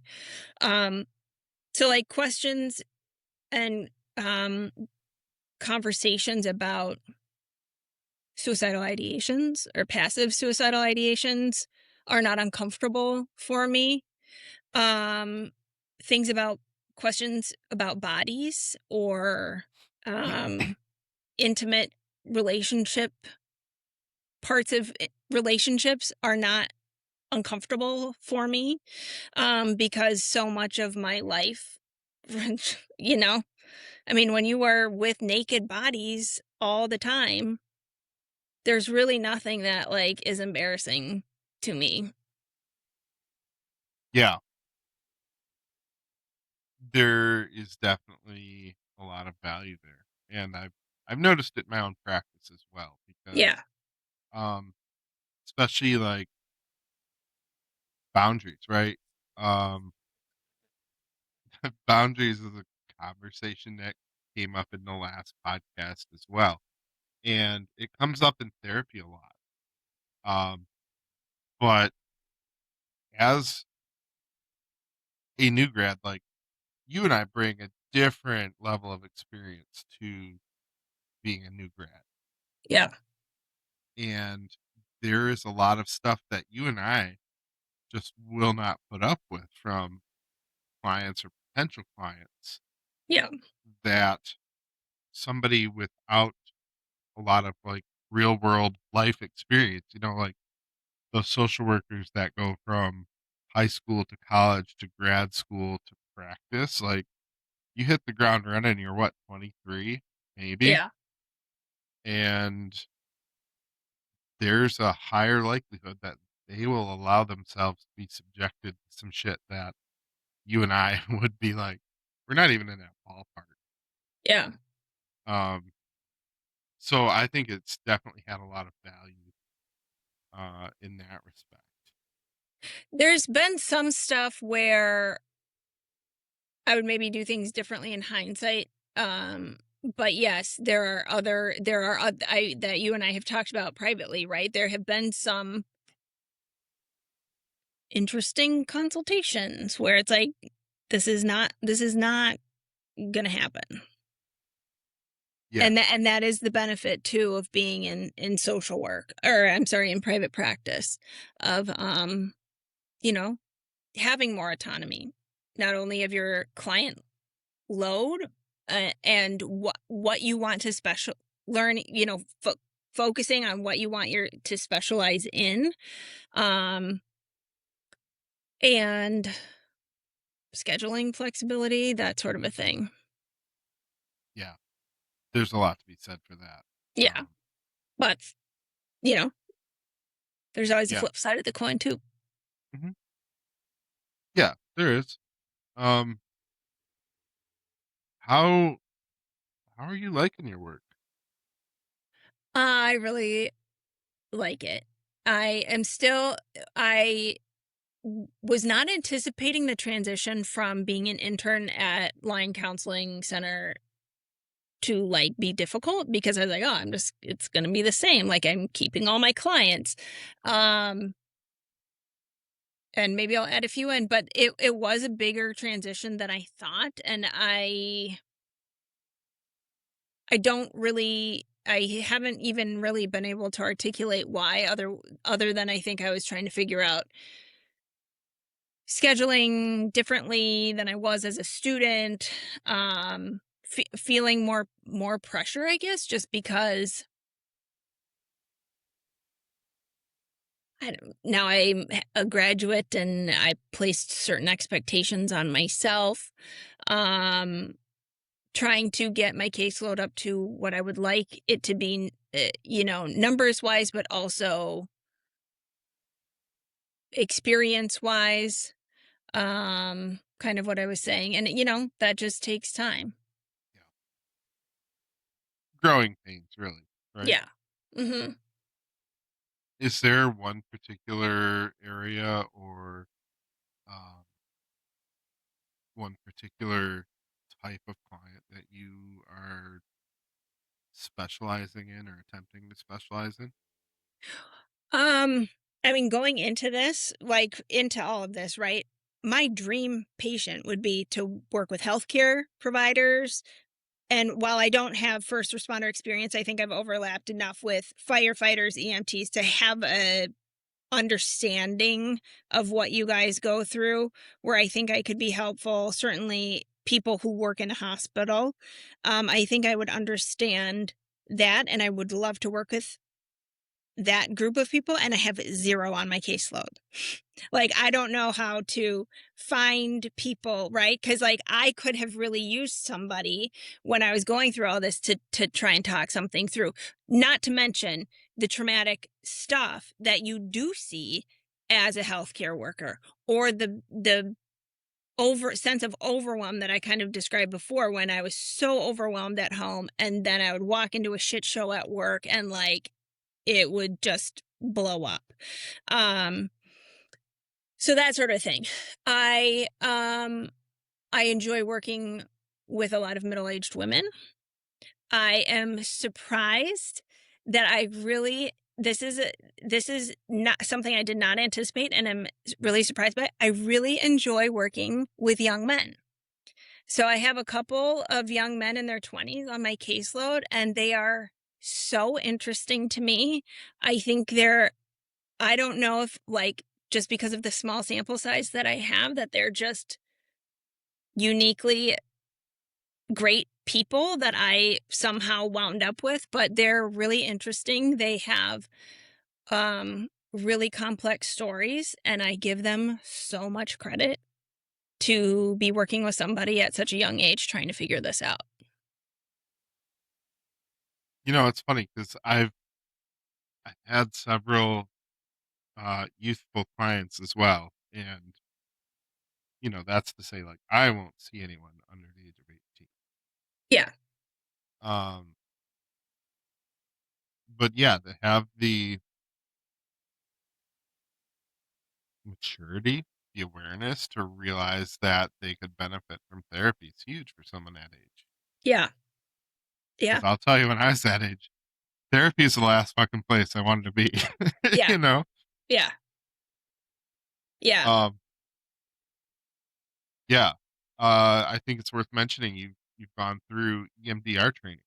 Oh, yes. Thank you. I have.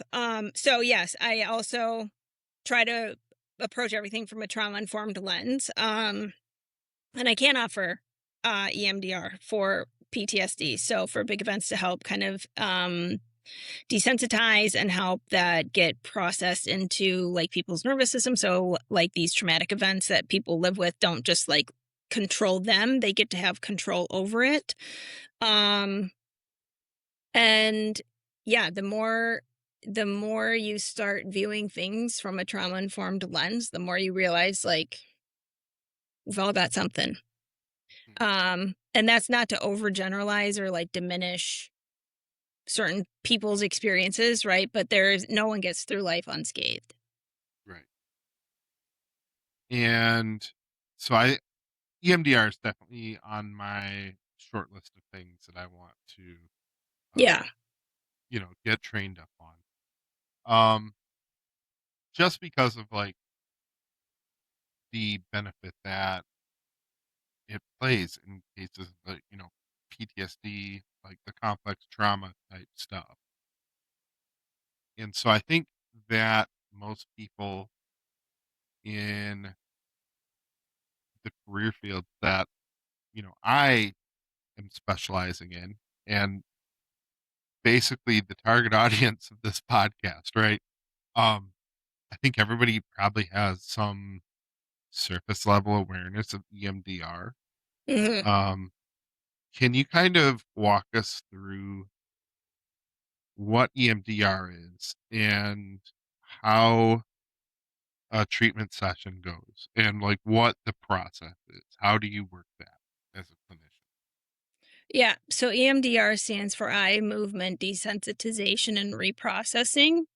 And uh,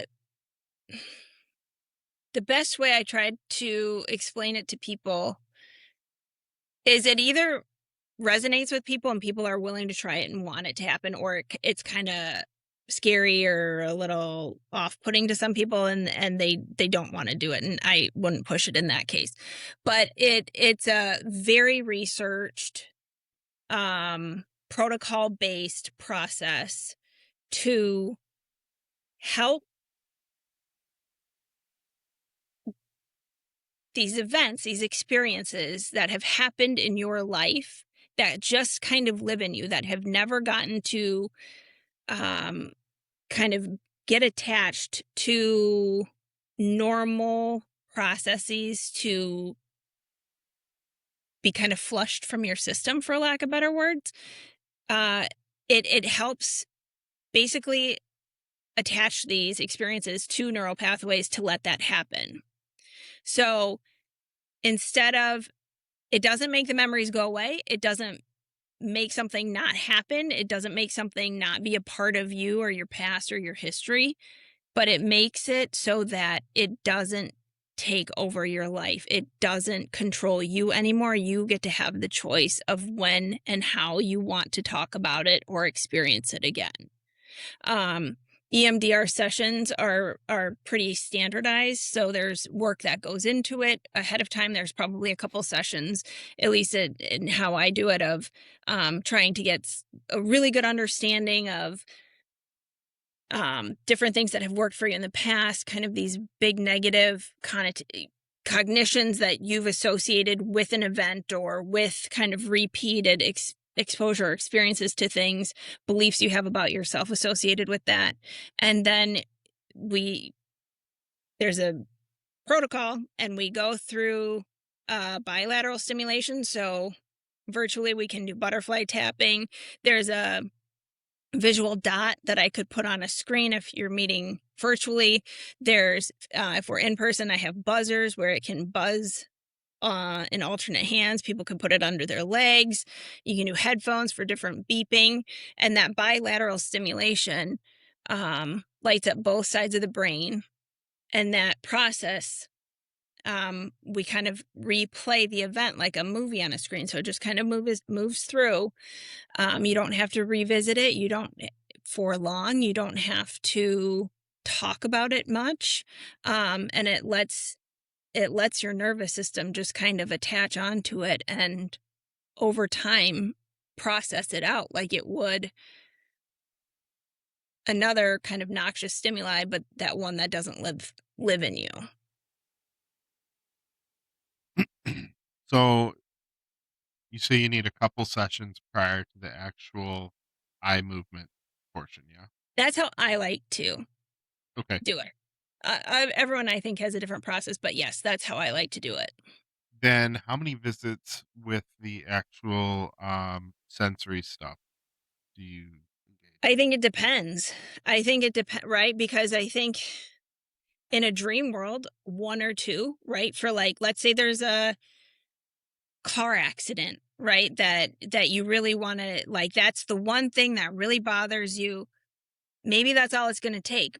But in reality, most people have other things. Most people have repeat exposure to things. And so it's not, yes, there can be a one big thing that you go after, or there might be smaller things and it can take longer than that. But, you know, it can be a matter of months with EMDR versus talk therapy that can last years. And you're currently accepting patients for EMDR sessions, is that right? I am, yeah. All right. So Yeah. this is your opportunity right here. This is Carly's plug. So if you haven't been paying attention, I'm just going to run you through it all. Carly is here to help nurses and healthcare professionals, and she would love to work with first responders. Well, there's a lot of you that are going to see this. Um, you might not know Carly, whereas I know a lot of people that watch this actually know me, and they're like, I don't want to talk to him. So here's your chance. You've got another therapist here that you can select. She's licensed in the state of Michigan. She sees people virtually. She can do EMDR. Um, I'm definitely gonna put our practice number up and our practice website. So if you want to get connected with Carly for therapy, that is absolutely going to be an option. I can't recommend her highly enough. She wouldn't be on the show if I thought she was a slouch. So Well, Josh, thank you. I really thank you. I appreciate that so much. If anyone would be interested, just have them text you and then you can give them my phone number yeah, directly. They don't have to go, we can speed things up as much as possible. I would love to work. I have so much respect. I think especially working in ER and burn for EMS for firefighters. I mean, to do what you guys do, people wouldn't survive if it weren't for the work that you guys do. Police officers too. I mean, I have that history in my family. I just didn't work as closely in the healthcare setting with police officers, other than like when shit was really hitting the fan. Um, yeah.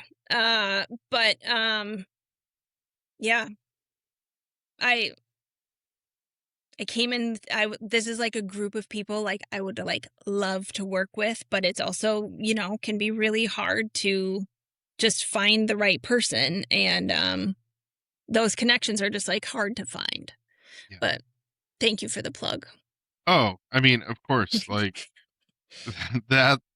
You got to use the platforms you have available, right? Well, I appreciate that. Um, and yeah, like it is very difficult.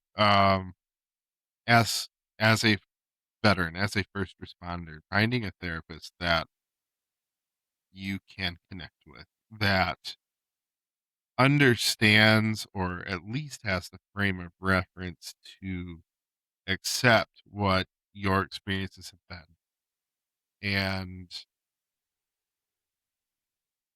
they're hard to come by. And when they are there, frequently they have a backlog, they have a waiting list of people to get in. So, you and we're just building caseloads right now. And, this is an opportune time for people to kind of jump in when they can.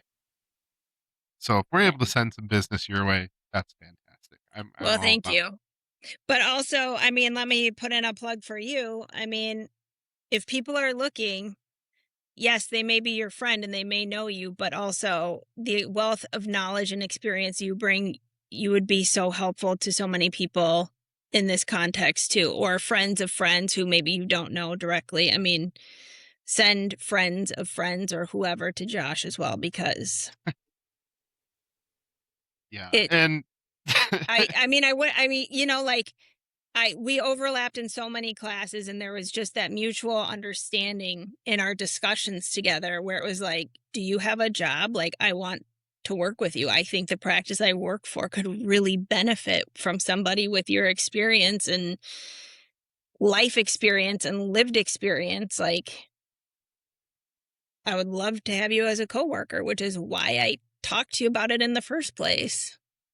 well, yeah, and like I said, I appreciate it. And that's just been like my experience has been a kind of a crazy one because coming from the military, EMS, healthcare, fire, whatever, Yeah. um, I haven't been somewhere that I felt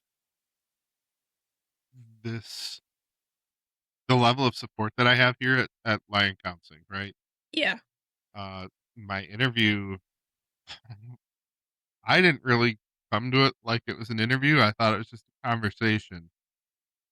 And then I Yeah. got on my little soapbox about first responder mental health, and she's like, "You've got a job if you want it." And I'm like, Yeah. "Oh, okay." Um, and she's encouraged me to pursue first responders, veterans, Yeah. and Yeah, it's something I'm passionate about, and I love working with the population. Almost to a fault. Yeah. Uh, it makes dealing with this is gonna this is gonna Ooh, hit I probably think I know where you're going. the wrong way, but like I will occasionally refer to people that have like I don't want to call them superficial, rather, uh, but first world problems. Yeah. Yeah. And again, I'm not minimizing them because No. to those clients, those problems are real. They are problematic, and that's why they seek out therapy. Kudos to them. I'm proud of them. However, I'm maybe not the therapist for that, Mhm. Mhm. that individual. And it's weird because like I will wade through the worst trauma ever for an entire day, and it takes something out of me. But at the end of that day, it's like I helped people do some Yeah. work, Yeah. Mhm. and I can be happy about that. Yep. So yeah, I think through supervision, and supervision has provided a good sounding board for me in that, where it's nice to have both from time to time, right? So that yeah, you don't get re-overloaded in this new career as well. Um, but yeah, I think, again, know thyself, right? Which you and I do know from just probably being a little bit older and having entire careers before this, mhm, where you know what you want to work with yeah, and you know where your strengths are. right, for sure. Um, yeah, so I think that really covers quite well that transition from nursing to your social work career. Yeah. Now, in all of that, because the nursing was really kind of a toxic force at a certain point, what has healing looked like for you? And has social work and schooling for social work played a role in it?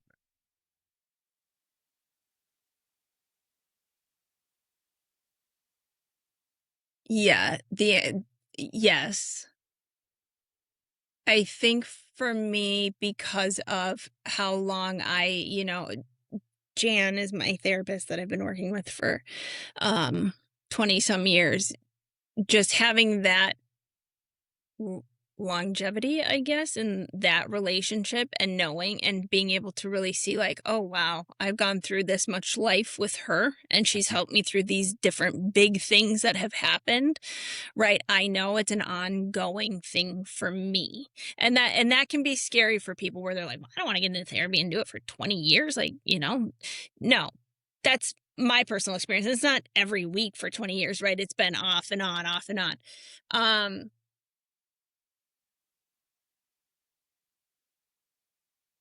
Healing,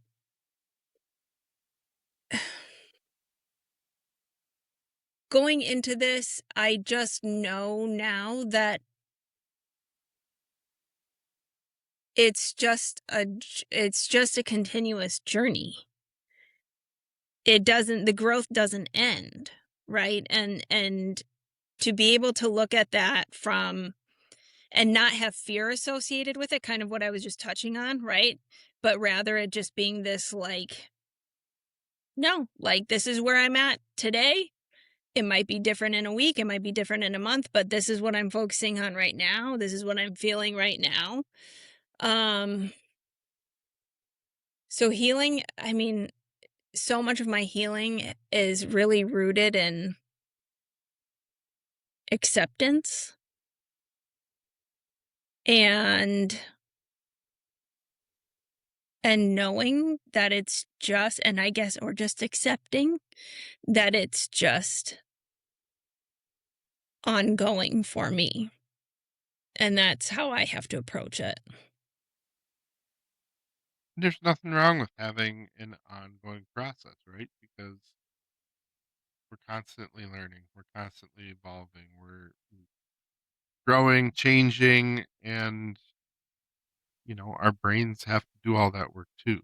Yeah. Yeah. And how lucky are we that our brains can do that? Yeah.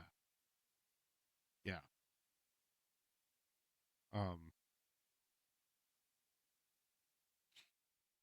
yeah, have you been involved in any like support groups, or um have there been any activities or regimens that you've adopted to kind of help you progress and heal through all these changes?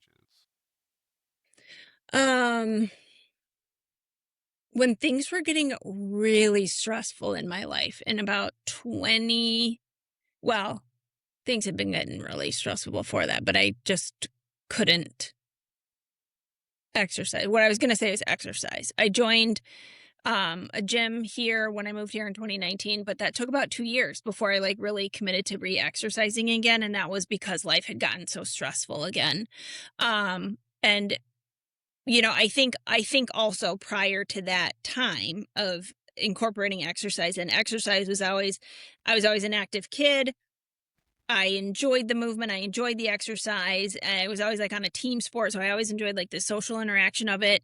But it was also for like fitness, right? And at some point, maybe age, maybe because of what was happening in my life, but when I made that switch where I was like, I have to go so that I am not a psycho for like today. And I really connected it to that, to my mental health and well-being. That's when like it really became a self-sustaining habit for me. And it took a little while to find a gym. Like I found this little gym where it's a class base and it's really intense. I go, it's like it's intervals, so it's a cardio and then it's strength training, and we go back and forth in these intervals, and like I don't have to think. I just have to show up. They tell me what to do. I do it. I leave. I got my butt kicked and I feel great, right? Because I got all my big like my energy out. That's been a huge stress relief for me. If I had to go, and then I like the peer pressure of like other people around me because it makes me keep going. Whereas if I went to, a line of treadmills at a gym, I probably wouldn't have that same experience. So I think it's a matter of finding things that has been really helpful. And then being, especially now that grad school is done and having weekends back and evenings back, um really trying to be mindful of just like time and presence at home. Yeah. You know, I almost feel like we're doing a disservice because we didn't really dig into the challenge of grad school at all. Yeah, yeah. It's it's interesting because U of M's program, it's a year long. How was that year for you? um it was okay. I loved learning, right? I loved being back in school. I loved what I was learning. That first semester was kind of like, oh, these were like the boring classes, and I was happy to get them out of the way. But especially when we got into to more electives that we got to choose, and more of the therapy type classes, I really enjoyed spring and summer semester, but it was hard giving up weekends to read all of the material I needed to get through for the next week or do homework or write papers. I had to really, you know, you get less sleep. A lot of, you probably remember from being on classes with me, like sometimes my kids were running around in the background, right? Like that's just life. Or like I was cooking dinner while I was taking class. Like that Mhm. was just the reality. Um, I'm so glad I did it. and I'm so glad it's over. And I didn't hate it, but I am really glad I didn't hate it. I loved school, but Yeah. I am really glad to have evenings and weekends back. Yeah. It's a busy year. Yeah. Like, socially, I felt like a zombie or Yeah. or Yeah. whatever. Like, I did not get to see people as much as I wanted. Mhm. Um, Yeah. yeah, and there's times it felt like it was never gonna Yes. Oh my gosh, the last 6 weeks, last summer, I end. was like, "What? We're still at, like, 5.5 weeks?" And then or, like, a week would be done, and I'd cut them back out, and I'm like, "We're only at 5 like, I still have 5 weeks of this?" Like, it felt like it was never ending. Yeah, but here we are 7 months I past know. Yeah. graduation, and, Yeah. like, it was such a blur, right? Like, Yeah. Yes. Yes. yeah,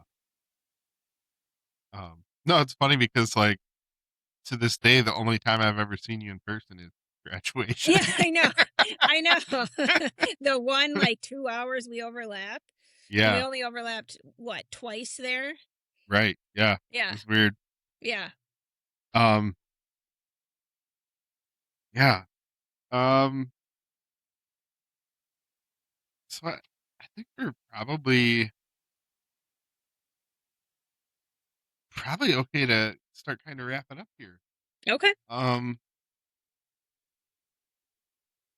yeah, I think we've covered pretty much everything. Um,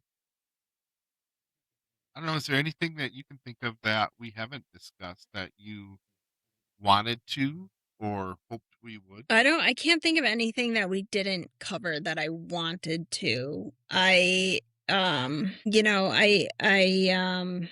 was nervous coming on here. Thank you for making it so easy. All of your guests are so incredible and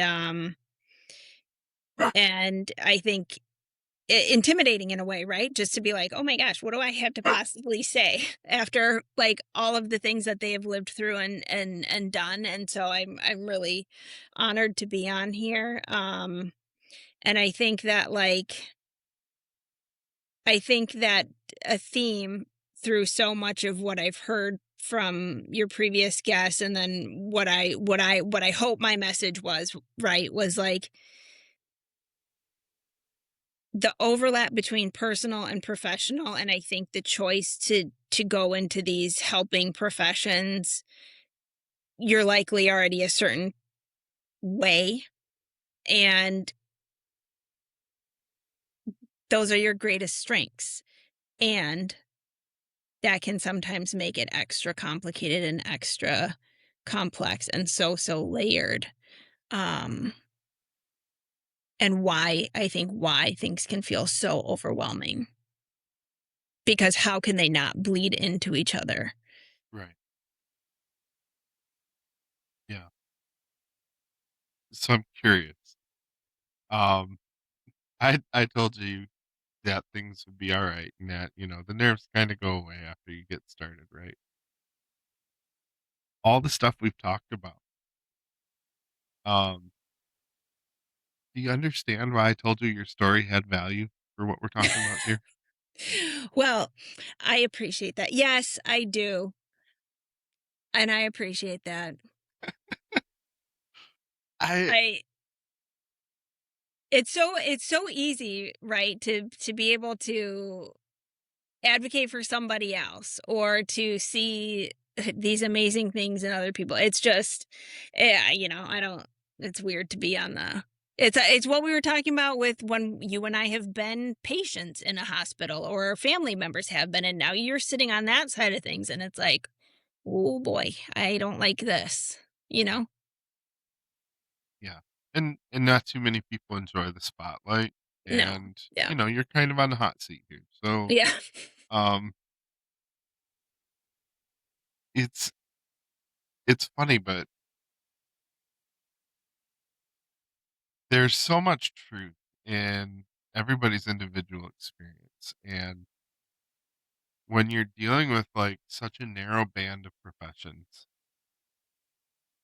the commonalities between everybody's experience are it's always astounding. And that's why I want to have people of, each different profession come in because it paints a much more thorough picture of this sector of society as a group. Like the challenges are frequently the same. The the spilling over into personal life is frequently the same. Um, Yeah. and this is really kind of a moment where I feel like I need to say I need more guests to come on the show. So you know, Yeah. feel free to hit me up. But um, yeah, I think you've done a phenomenal job kind of walking us through like some of the shitty things about being a nurse, being a public helper. Yeah. And I mean, the discussion about like trying to hold hospital administrative teams to a higher standard for their employees' sake, Yeah. that's a conversation that should never end. Yeah. Um, whether that comes through union discussions or what, like Yeah.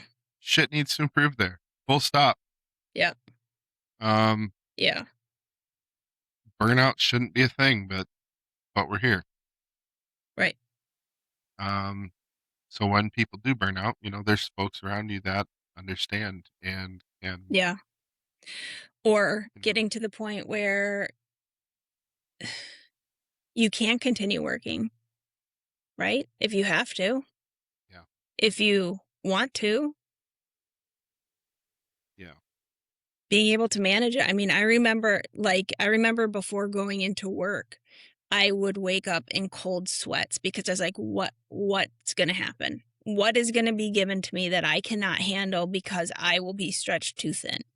right, And when you're working Friday, Saturday, Sunday on your weekend and you're not sleeping more than 5 crummy hours a night with, wake up every hour because the patient load that you had, you know what you're going to get the next day, and you don't know what's coming around the corner.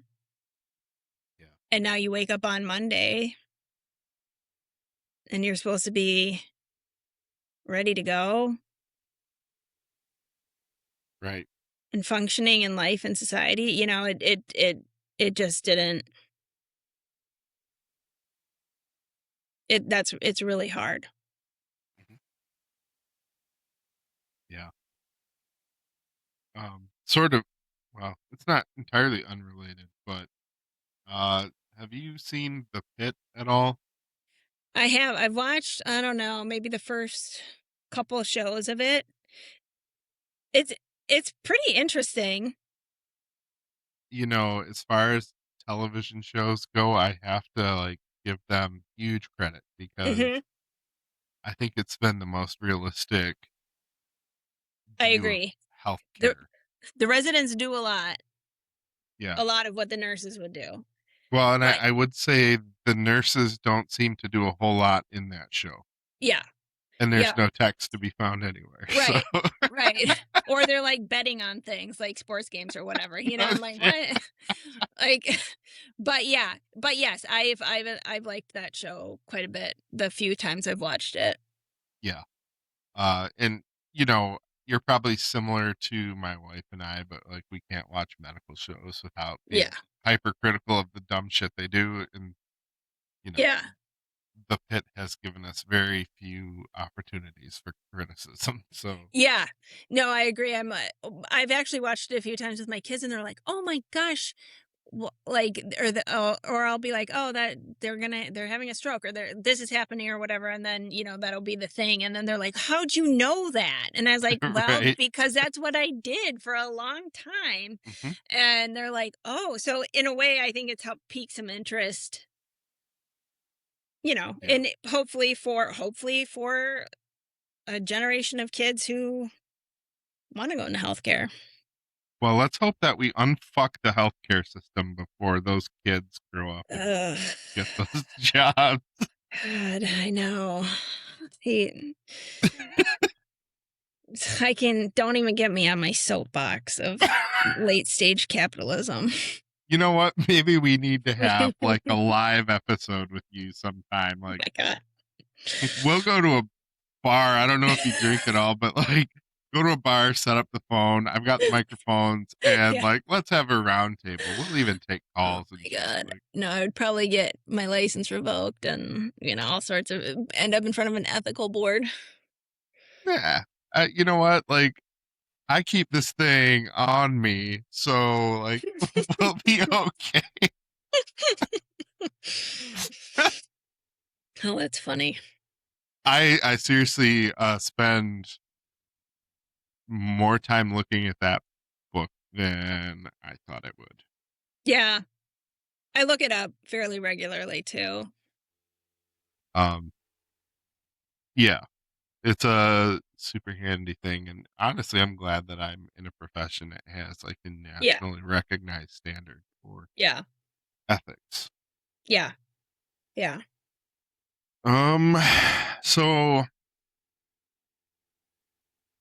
what what would you say your best advice is for someone that might be experiencing burnout in a similar way? Well, one, you're not alone. Um,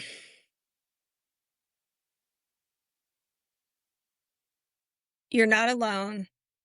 And if you are like me, I did a lot of complaining at home, at um with coworkers, who I was good friends with, but instead of being productive about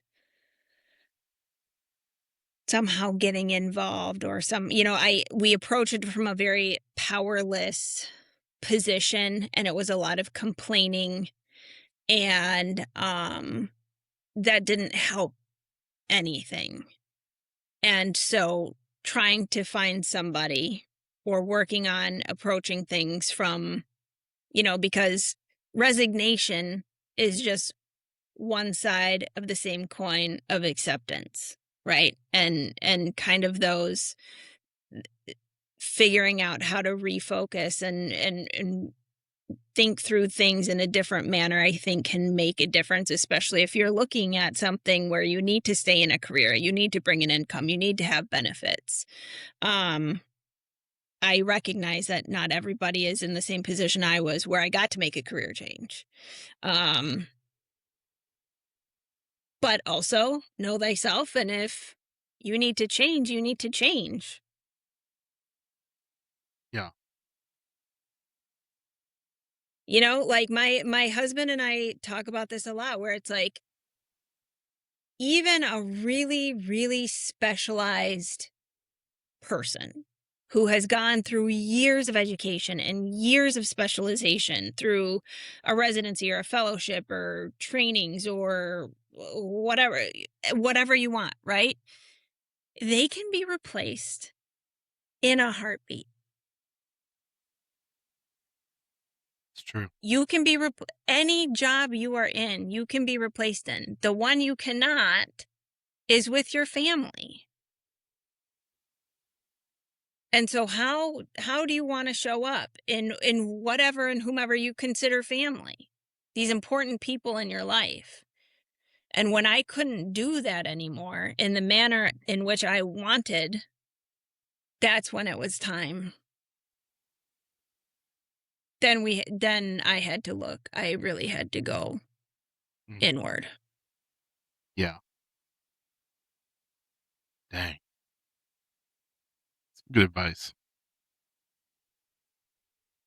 What What would you say your outlook and hope for the future is?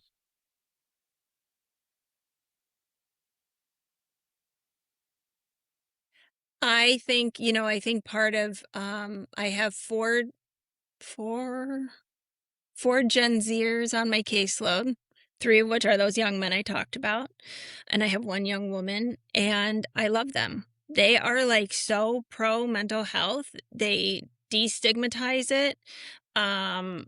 I think that's the general trend of just this next generation of like, this is a part of our wellness. This is a part of life. This is like, you can't separate out physical health from emotional health, from mental health, from your spirit, your vibes, whatever, however you want to say it, right? Like, it's all there, and they're the ones who are getting it.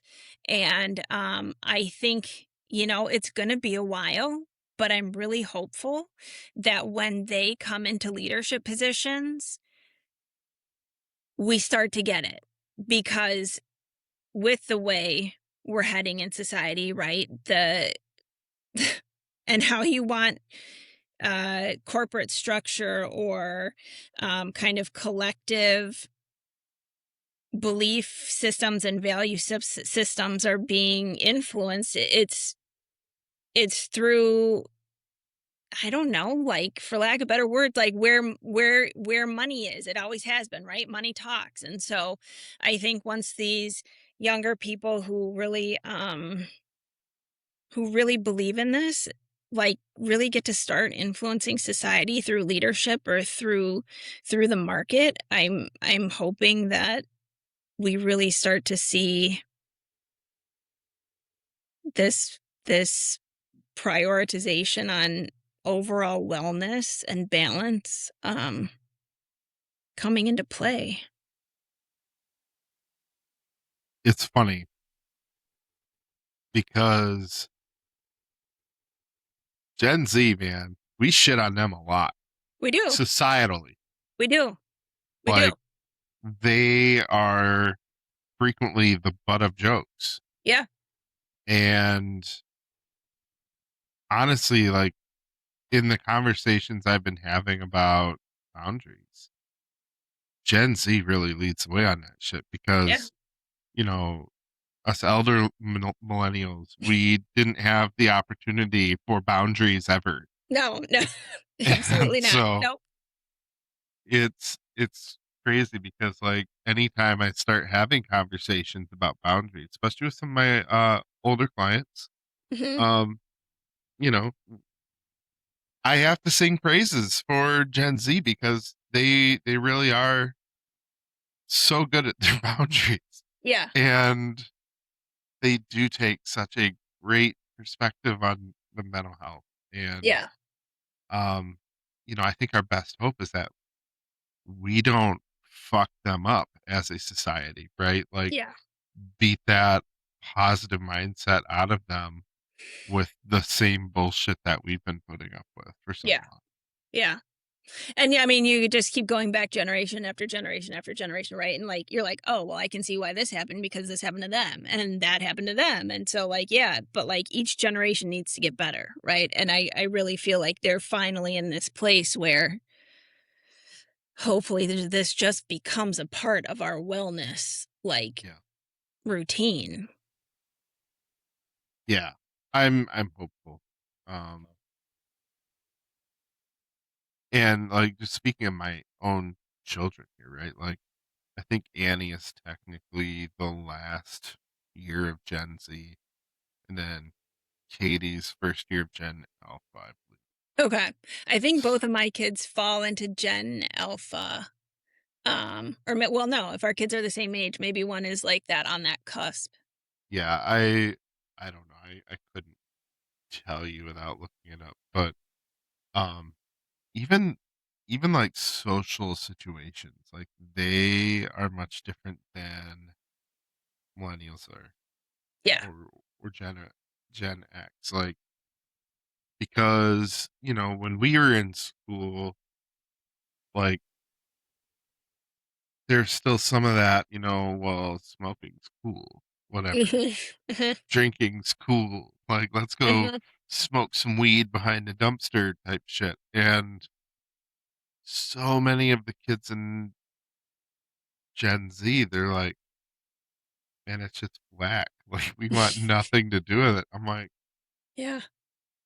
I'm proud of you guys, like, for Yeah. real. Yeah. Yeah. Because I know I was not that way at all. Yeah.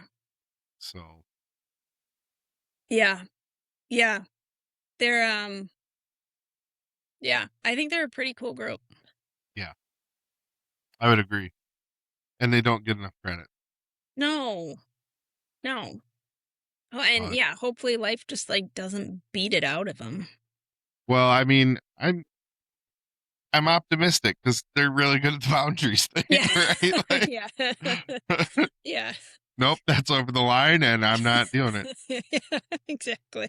Yeah. So, who Not knows? happening. Yeah. All right. Well, I think that pretty much sums it up for us here. All right. Well, thank you so much. Thank you. This I has was been so much fun. really honored when you asked, and I'm honored to be on. And, I've enjoyed listening to every episode you've put out. So, I appreciate that. yeah. I hope you enjoy hearing your own. Yeah. It's gonna be an interesting Yeah. experience, but I think that if you give it a chance and you listen to the show for what it is, I think you'll appreciate it. Yeah. I will. I will. But again, thank you so much for coming on the show. That really does it for the podcast. If you like what you've heard, like, share, subscribe. If you're looking for a therapist, you can reach out to me. I'll put the links in the show notes. Bring Carly some business. She's an amazing therapist, and she won't do you wrong. Well, thank you. I appreciate that, but Yeah. it was an honor just to be here. So thank you. All the honor's all mine. All right. Well, y'all take care, and we'll see you on the next one.